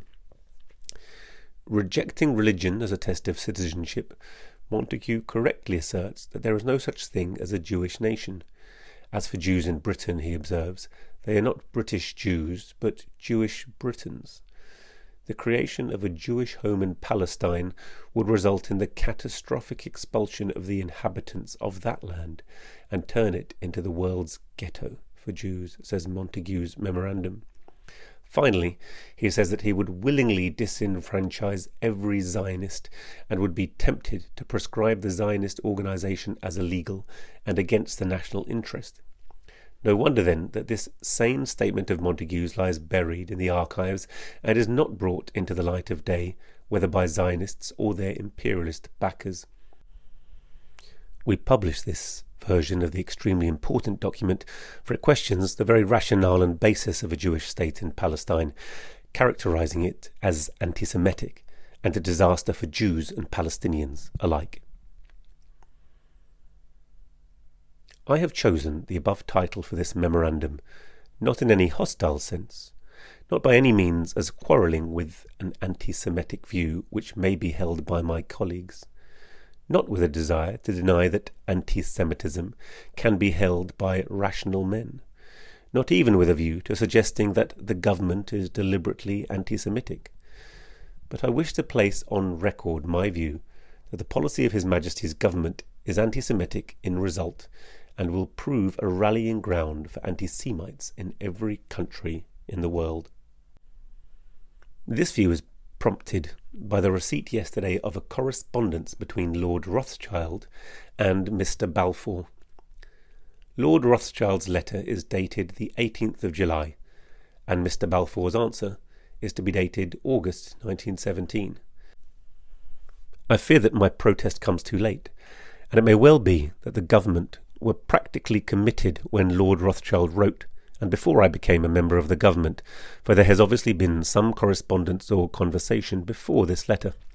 But I do feel that, as the one Jewish minister in the government, I may be allowed, by my colleagues, an opportunity of expressing views which may be peculiar to myself, but which I hold very strongly, and which I must ask permission to express when opportunity affords. The government proposes to endorse the formation of a new nation with a new home in Palestine.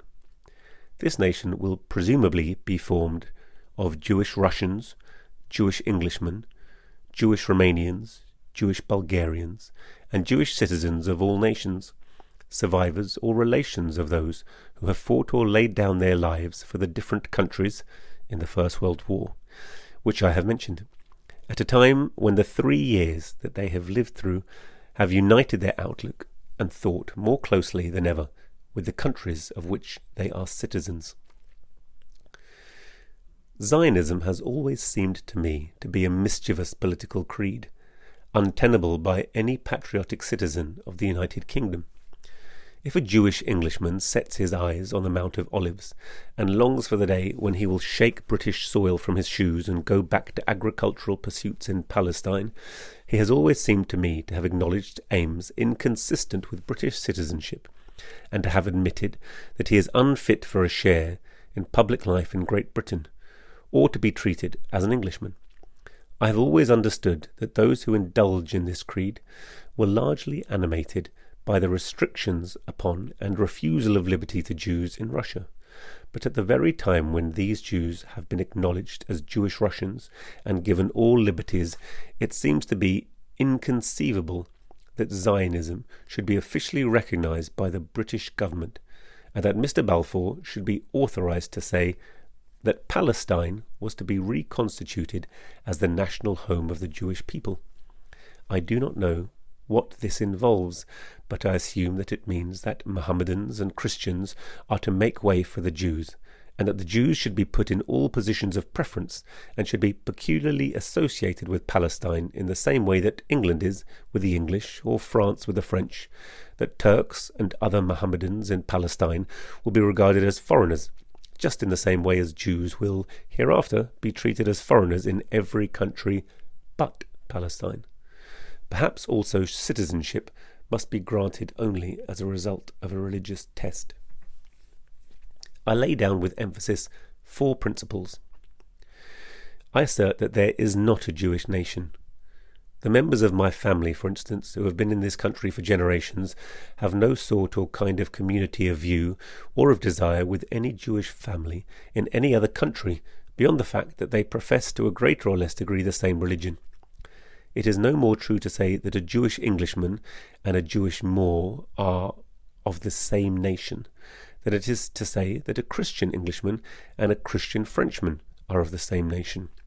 Of the same race, perhaps, traced back through the centuries, though centuries of the history of a peculiarly adaptable race. Both the Prime Minister and Monsieur Briand are, I suppose, related through the ages, one as a Welshman and the other as a Breton, but they certainly do not belong to the same nation. When the Jews are told that Palestine is their national home, every country will immediately desire to get rid of its Jewish citizens, and you will find a population in Palestine driving out its present inhabitants, taking all the best in the country, drawn from all quarters of the globe, speaking every language on the face of the earth, and incapable of communicating one with another except by means of an interpreter. I claim that the lives that British Jews have led, that the aims that they have had before them, that the part they've played in our public life and our public institutions have entitled them to be regarded not as British Jews, but as Jewish Britons. I would willingly disenfranchise every Zionist. I would be almost tempted to proscribe the Zionist organisation as illegal and against the national interest, but I would ask of a British government sufficient tolerance to refuse a conclusion which makes aliens and foreigners by implication, if not at once by law, of all their Jewish fellow citizens.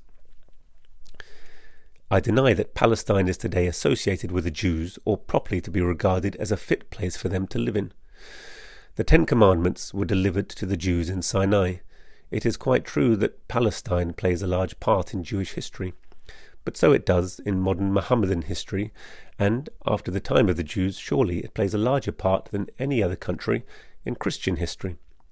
The Temple may have been in Palestine, but so was the Sermon on the Mount and the Crucifixion. I would not deny to Jews in Palestine equal rights to colonization with those who profess other religions, but a religious test of citizenship seems to me to be only admitted by those who take a bigoted and narrow view of one particular epoch of the history of Palestine and claim for the Jews a position to which they are not entitled. If my memory serves me right, there are 3 times as many Jews in the world as could possibly get into Palestine if you drove out all the population that remains there now, so that only 1/3 will only get back at the most, and what will happen to the remainder? I can easily understand the editors of the Morning Post and the New Witness being Zionists, and I am not in the least surprised that the non-Jews of England may welcome this policy. I've always recognised the unpopularity, much greater than some people think, of my community. We've obtained a far greater share of this country's goods and opportunities than we are numerically entitled to. We reach, on the whole, maturity earlier, and therefore with people of our own age we compete unfairly. Many of us have been exclusive in our friendships and intolerant in our attitude, and I can easily understand that many a non-Jew in England wants to get rid of us. But just as there is no community of thought and mode of life among Christian Englishmen, so there is not among Jewish Englishmen.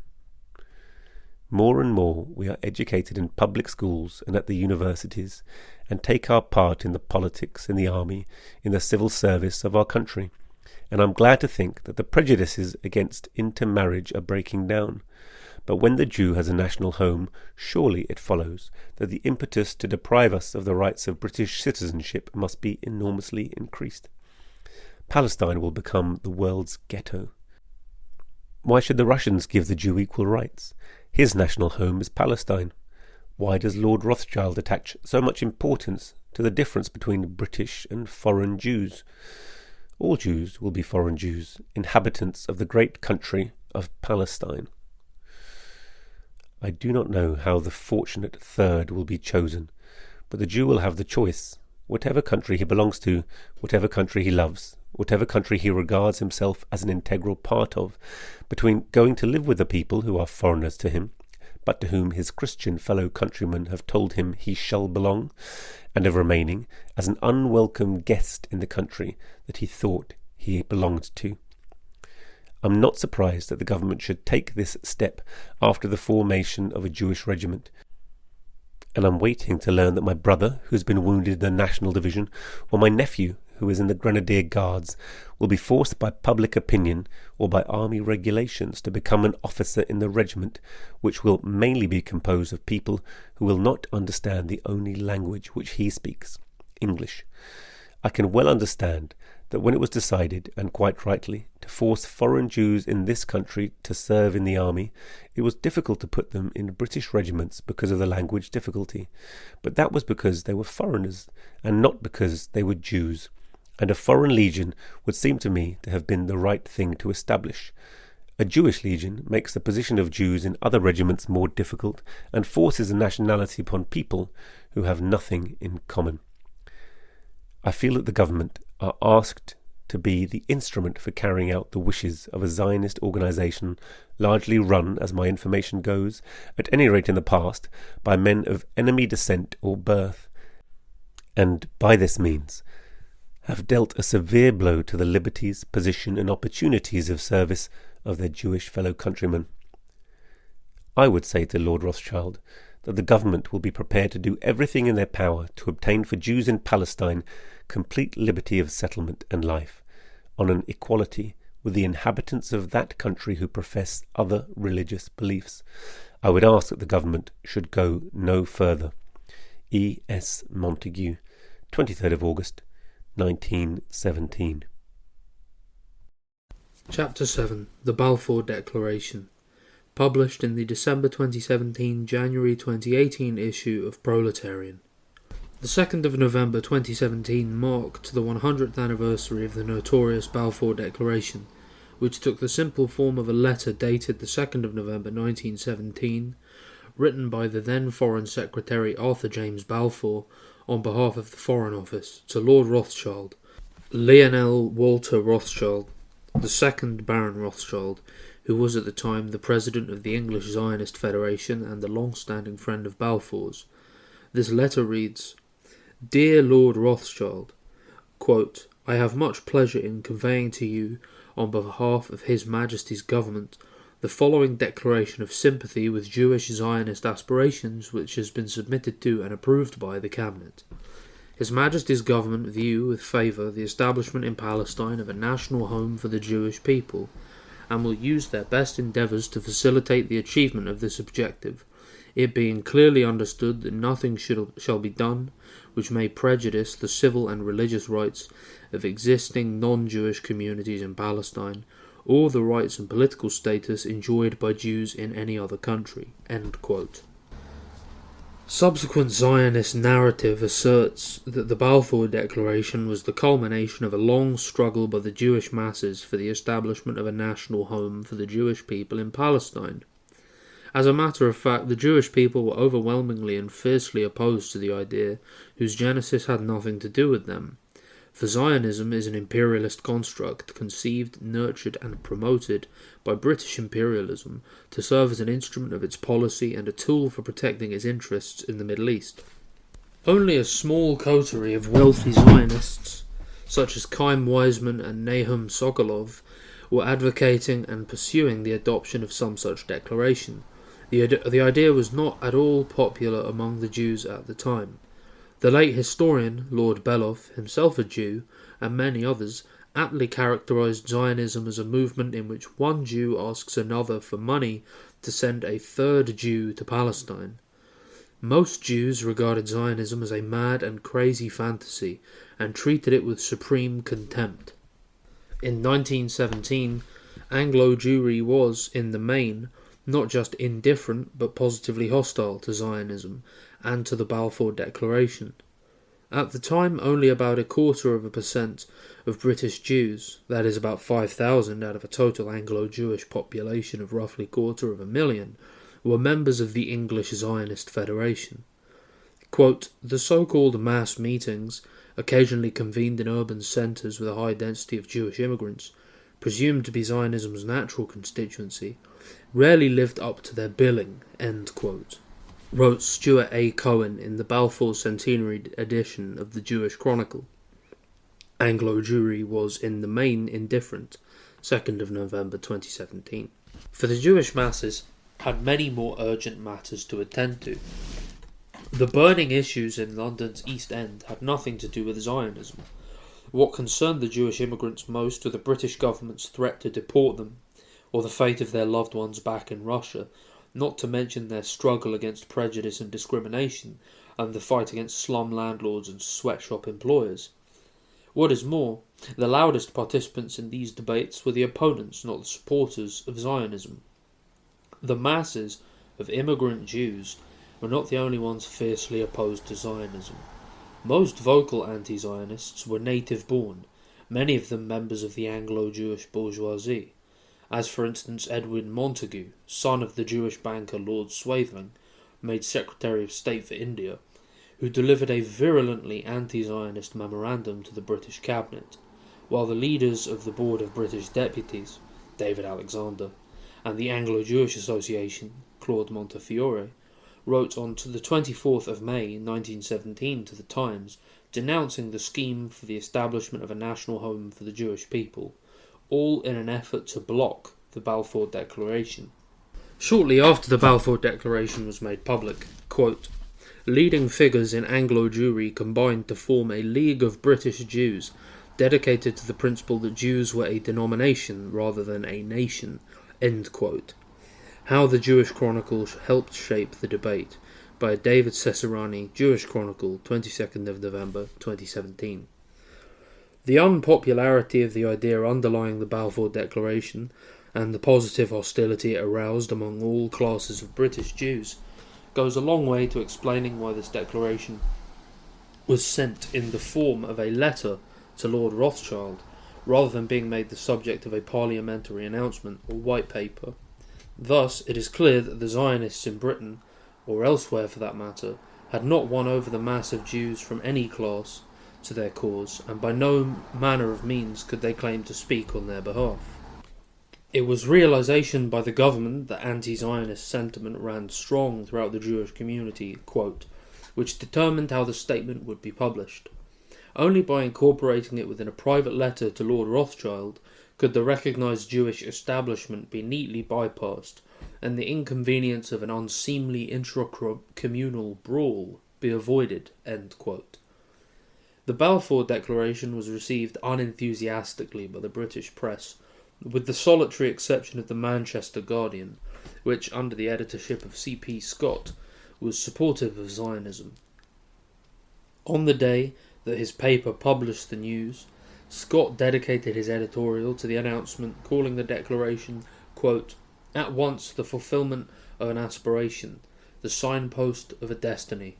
Never since the days of the dispersion has the extraordinary people scattered over the earth, in every country of modern European and of the old Arabic civilization, surrendered the hope of an ultimate return to the historic seat of its national existence. This has formed part of its ideal life, and is the ever-recurring note of its religious ritual, end quote. The Liberal Guardian has never departed from the ideology of this editorial, whose content is a mixture of fabricated historical facts and myth. Through the likes of dull-witted creeps, such as Jonathan Freeland and other hacks, it continues to this day to sing from the same Zionist hymn sheet. In his article, Mr. Cohen correctly concluded that even though the Balfour Declaration, quote, owed very little to the Zionists within Anglo-Jewry, the latter certainly owed much to the Balfour Declaration, end quote. For the Declaration, quote, conferred on the Zionists an unprecedented degree of communal legitimacy, Once considered a fringe element of fantasists, they now posed as a group of hard-headed realists who had the ears of the great and the mighty of the land. Hence, although anti-Zionism still remained a force, it was Zionism that henceforth exerted increasing control over Anglo-Jewish hearts, minds and purses." End quote. Following the First World War, at the 1919 Peace Conference and then in 1920 at San Remo, and again 2 years later, the League of Nations voted in favour of Britain being the mandatory power in Palestine. The wording of the Balfour Declaration was incorporated into the mandate, thus conferring some sort of international stamp of approval. The second half of the declaration, which provided that, quote, "nothing shall be done which may prejudice the civil and religious rights of existing non-Jewish communities in Palestine," quote, was and continues to be honoured in the breach. The Balfour Declaration is a perfect example of imperialist, particularly British imperialist, duplicity. Whilst Sir Henry McMahon, British High Commissioner in Egypt, was promising the Sharif of Mecca, the perpetrator of the revolt against the Ottomans, an undivided Arab state after the defeat of Turkey, Britain was at the time busy concluding the Sykes-Picot Agreement, which carved up the rotting Turkish Empire between Britain, France and Russia. The October Revolution in Russia took that country out of the equation, and into the bargain the Bolshevik revolutionary government published the secret treaties between the imperialist powers and exposed the fraudulent nature of the pretexts that lay behind the participation of the Allied powers in the horrendous slaughter that was the First World War. At the time of its making, the Balfour Declaration was no more than a promise, and a fantastical one at that, since Palestine was part of the Turkish Empire, over whose disposal Britain had no right of say, let alone to give it to a people with no claim to the territory whatsoever, and who did not even live there. All the same, the Balfour Declaration was a crucial step towards the materialization of the Zionist project. Soon after it became generally known publicly, Palestinian revolts broke out in 1920, 1921 and 1929, which were suppressed by Britain, by then the mandatory power. Through the decades of the 1920s and 1930s, the British authorities permitted the Jewish Agency, a quasi-government of Jews in Palestine, to develop institutions and infrastructure that would lay the foundation for statehood at a later date, something that was not allowed to the Palestinians. Meanwhile, the Jewish population in Palestine was increasing through immigration, spurred on by developments in Nazi Germany. Sensing the danger to their own future statehood through being colonized, the Palestinians rose in a revolt which lasted from 1936 until 1939. Though Britain crushed this uprising with brutal force, it was obliged, with the Second World War looming on the horizon, to take measures to ameliorate the condition of the Palestinians. Hence the adoption by Britain of the 1939 White Paper, with its promise to end all Jewish immigration to Palestine in 5 years, with a total of 75,000 immigrants to be allowed in during that time. This brought the Zionist establishment into serious contradiction with the British authorities, leading, after the Second World War was over, to armed attacks by the Zionist terrorist group, the Stern Gang, who murdered Lord Moyne, the British minister in Cairo, and hung 2 British soldiers as reprisal for the hanging of 2 Stern Gang members. The final straw being the blowing up of the British Army headquarters at the King David Hotel in Jerusalem. No longer able to control the situation, Britain, having laid the foundation of a future Zionist state, washed its hands of the mandate and passed over responsibility to the United Nations.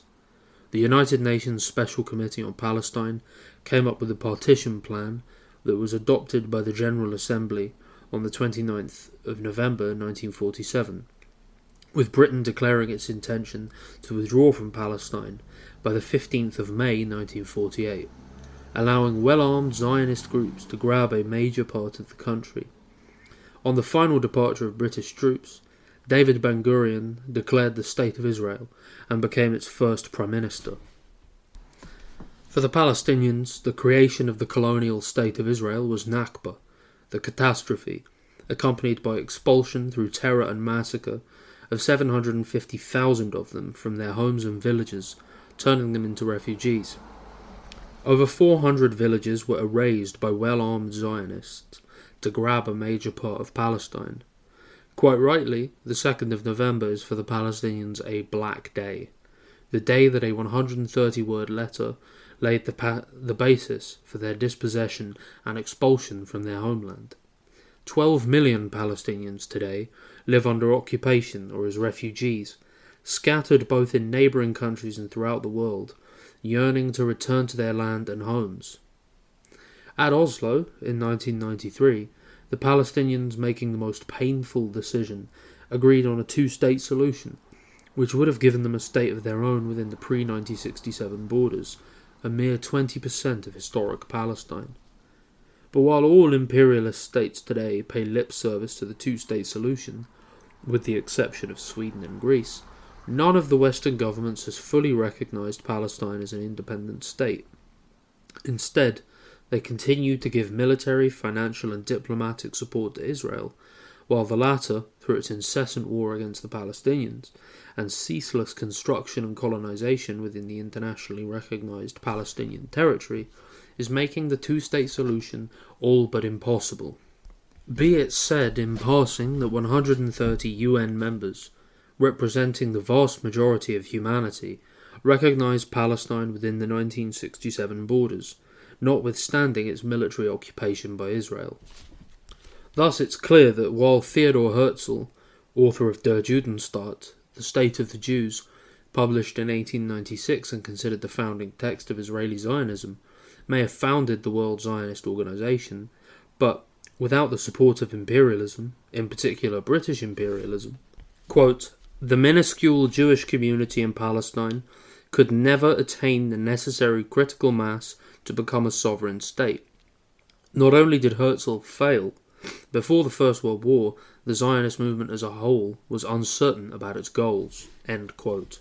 From Weizmann, Herzl and Eretz Yisrael by Derek Penzler, Jewish Chronicle, 2nd of November 2017. Far from being, quote, the Magna Carta of Jewish liberties, quote, as that hyperbolic creep Chaim Weizmann, later to become the first president of Israel, characterized it in a letter to Walter Rothschild, the Balfour Declaration served to lay the basis for Palestinian dispossession and to sow the seeds for a 100-year war, which can only end eventually in the dismantling of this imperialist construct, namely the Zionist state of Israel, and its replacement by a single state in which Jews and Palestinians enjoy equal civil, political and religious rights. Unmindful of what lies ahead, the Zionist establishment and its friends engaged in an orgy of celebrations to mark the centenary of the Balfour Declaration. Quote, the government has resisted disgraceful calls for an apology and has clearly stated from the Prime Minister and other ministers and officials that the government will mark the Balfour Declaration with pride. The landmark dinner hosted by Lord Rothschild and Lord Balfour was attended by the Prime Minister and key ministers from both the UK and Israel. 100 years ago, Zionist statesmen and British ministers worked together to pave the way for a Jewish home in the land of Israel. In 2017, let us be proud that it was our government which took the first step to recognise the heritage of the Jewish people, and which continues today to protect our connection with the land of Israel. End quote.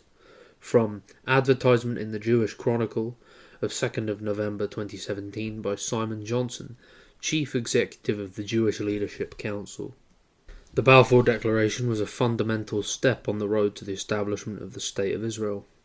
Programs in schools and universities, lectures and academic events, newspaper articles and journals, over 100 events in synagogues and communities around the country discussed the Balfour Declaration.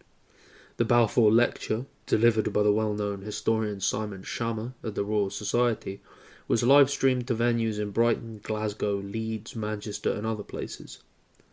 All opponents of Zionism, especially anti-Zionist Jews, and all the friends of the Palestinians must pledge on the occasion of its centenary to expose the Balfour Declaration as a shameful document that has brought misery and war and sullied the name of the British people whose government was the author of this tragedy.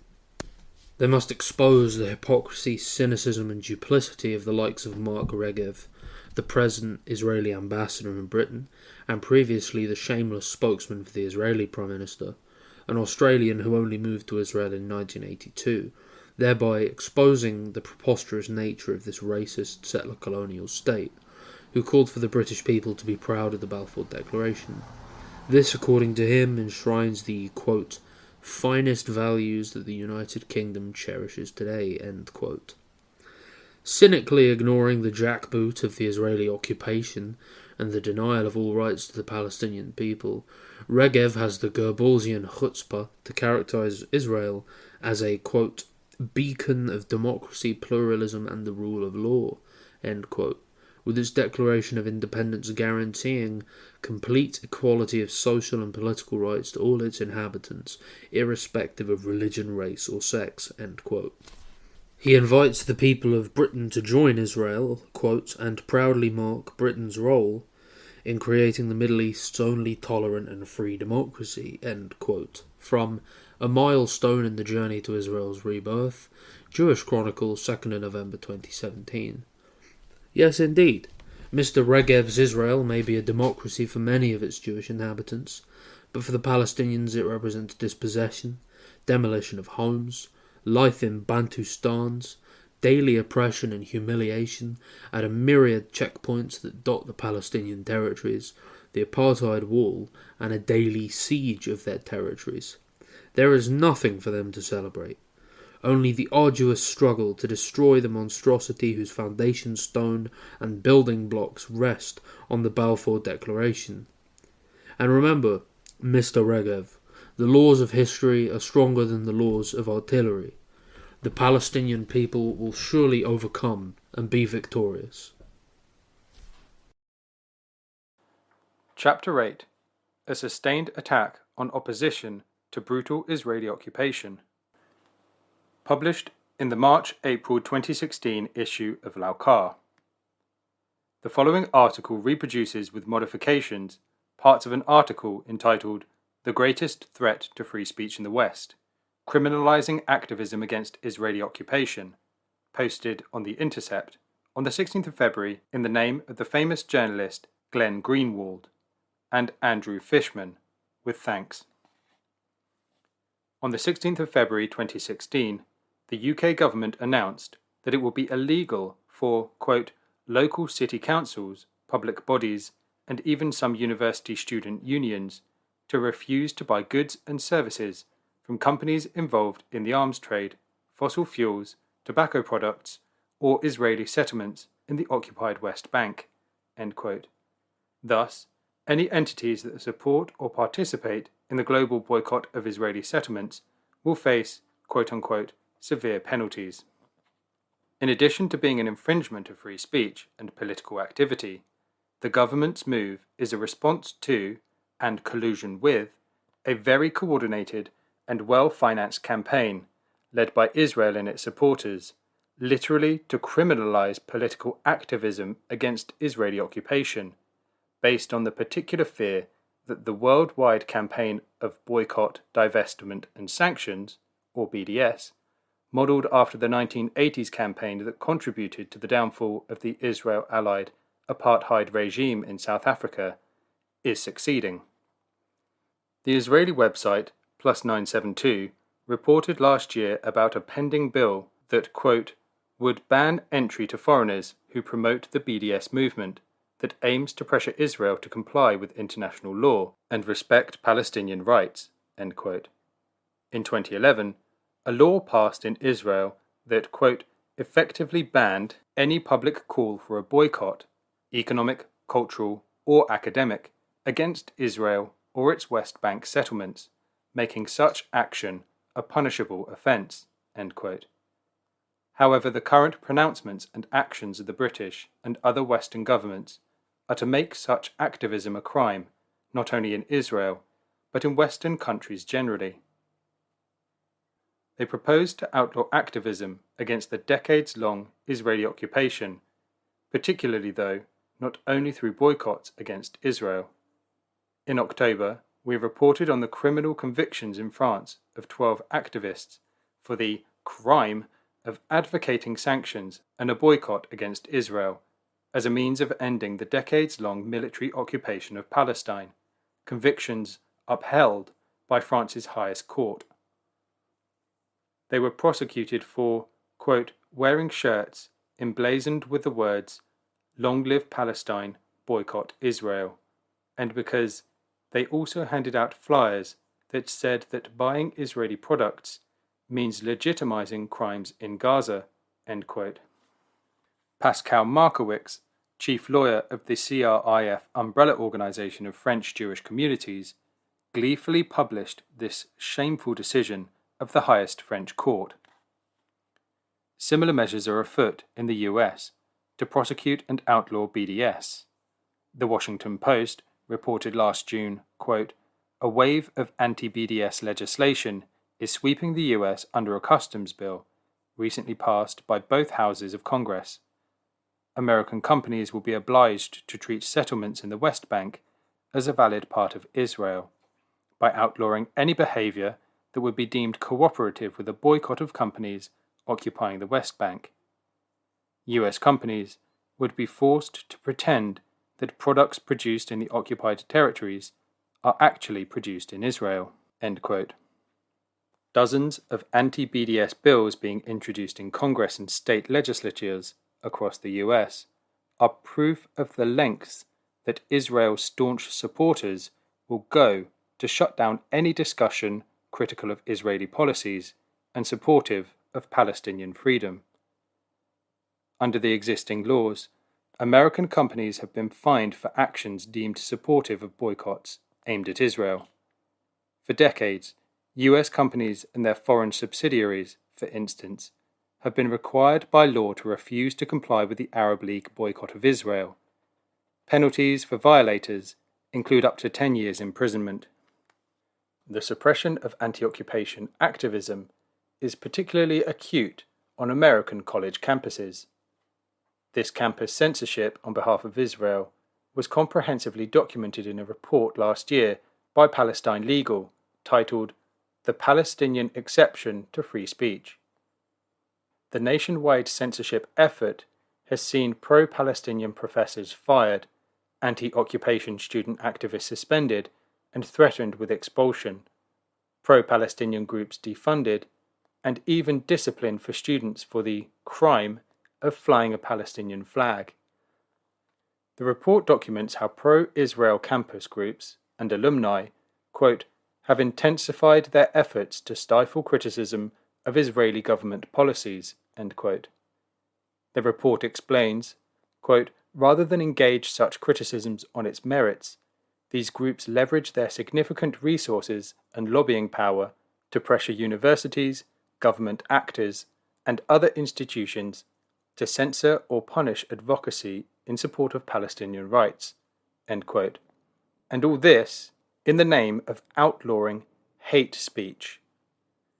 It is now routine for students advocating BDS or otherwise working against Israeli occupation to be disciplined or endure other forms of sanctions. Clearly, a reaction to the increasingly crucial role played by universities and colleges in support of the Palestinian liberation struggle.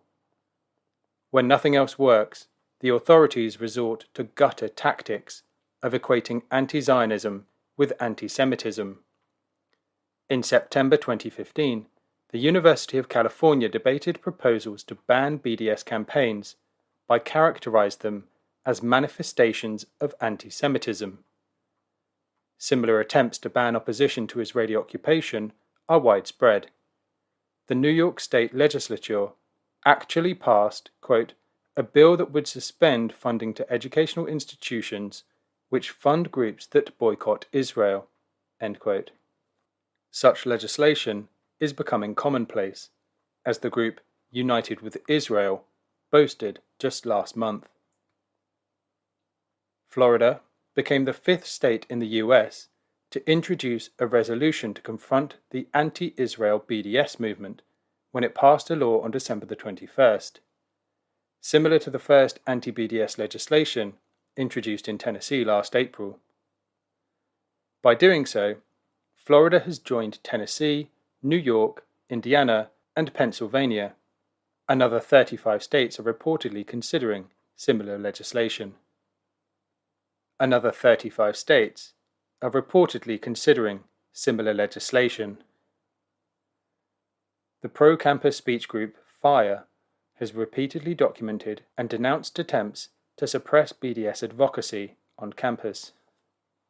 Yet, this censorship effort to ban BDS and other forms of criticism of Israel continues to grow in many countries around the world, for the simple reason that the Israeli authorities and their most powerful backers have spent vast sums of money and brought to bear their considerable political clout into the campaign to institutionalize this censorship.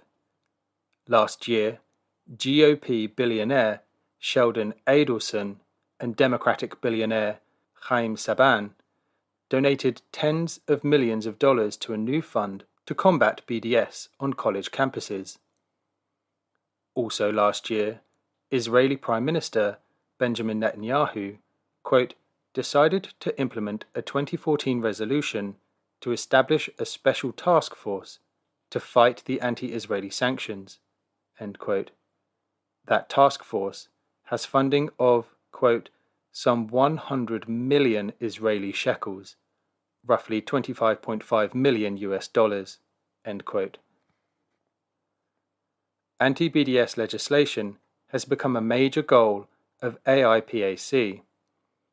As part of the controversy at the University of California, Richard Blum, the mega-rich investment banker and husband of Senator Dianne Feinstein, threatened the university that his wife would take adverse action against the university if it did not adopt the harsh anti-BDS measures he was demanding. This is not to say that suppression of anti-occupation activism is the only strain of free speech threats in the West. The prosecution of Western Muslims for core free speech expression under terrorism laws, the distortion of hate speech legislation as a means of punishing unpopular ideas and putting pressure on social media companies to ban ideas disliked by governments are all serious menaces to this core liberty. But in terms of systematic, state-sponsored, formalized punishments for speech and activism, nothing compares to the growing multi-nation effort to criminalize activism against Israeli occupation. Rafif Ziadah, a Palestinian member of the Palestinian BDS National Committee, told The Intercept, quote, Israel is increasingly unable to defend its regime of apartheid and settler colonialism over the Palestinian people, and its regular massacres of Palestinians in Gaza. So it is resorting to asking supportive governments in the US and Europe to undermine free speech as a way of shielding it from criticism and measures aimed at holding it to account. End quote. Commentators and activists who prance around as defenders of campus free speech and free expression generally, yet who completely ignore this most pernicious trend of free speech erosion, can certainly not be allowed to get away with parading themselves as believers in free speech. They must be condemned for what they really are, the most disgusting hypocrites, attempting to justify the crimes of Israeli fascism.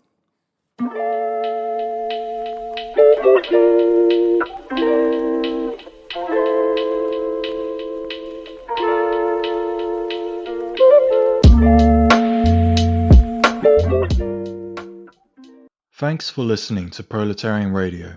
We aim to bring you the best Marxist analysis on current affairs, revolutionary history, and theory. Do like, comment, subscribe, and share our content to help us reach the widest possible audience. We are a small organization with limited resources, and we need workers' support if we are to grow and fulfill our mission. If you are able to make a one-off or regular donation, no matter how small, please visit our website at thecommunists.org and register as a supporter.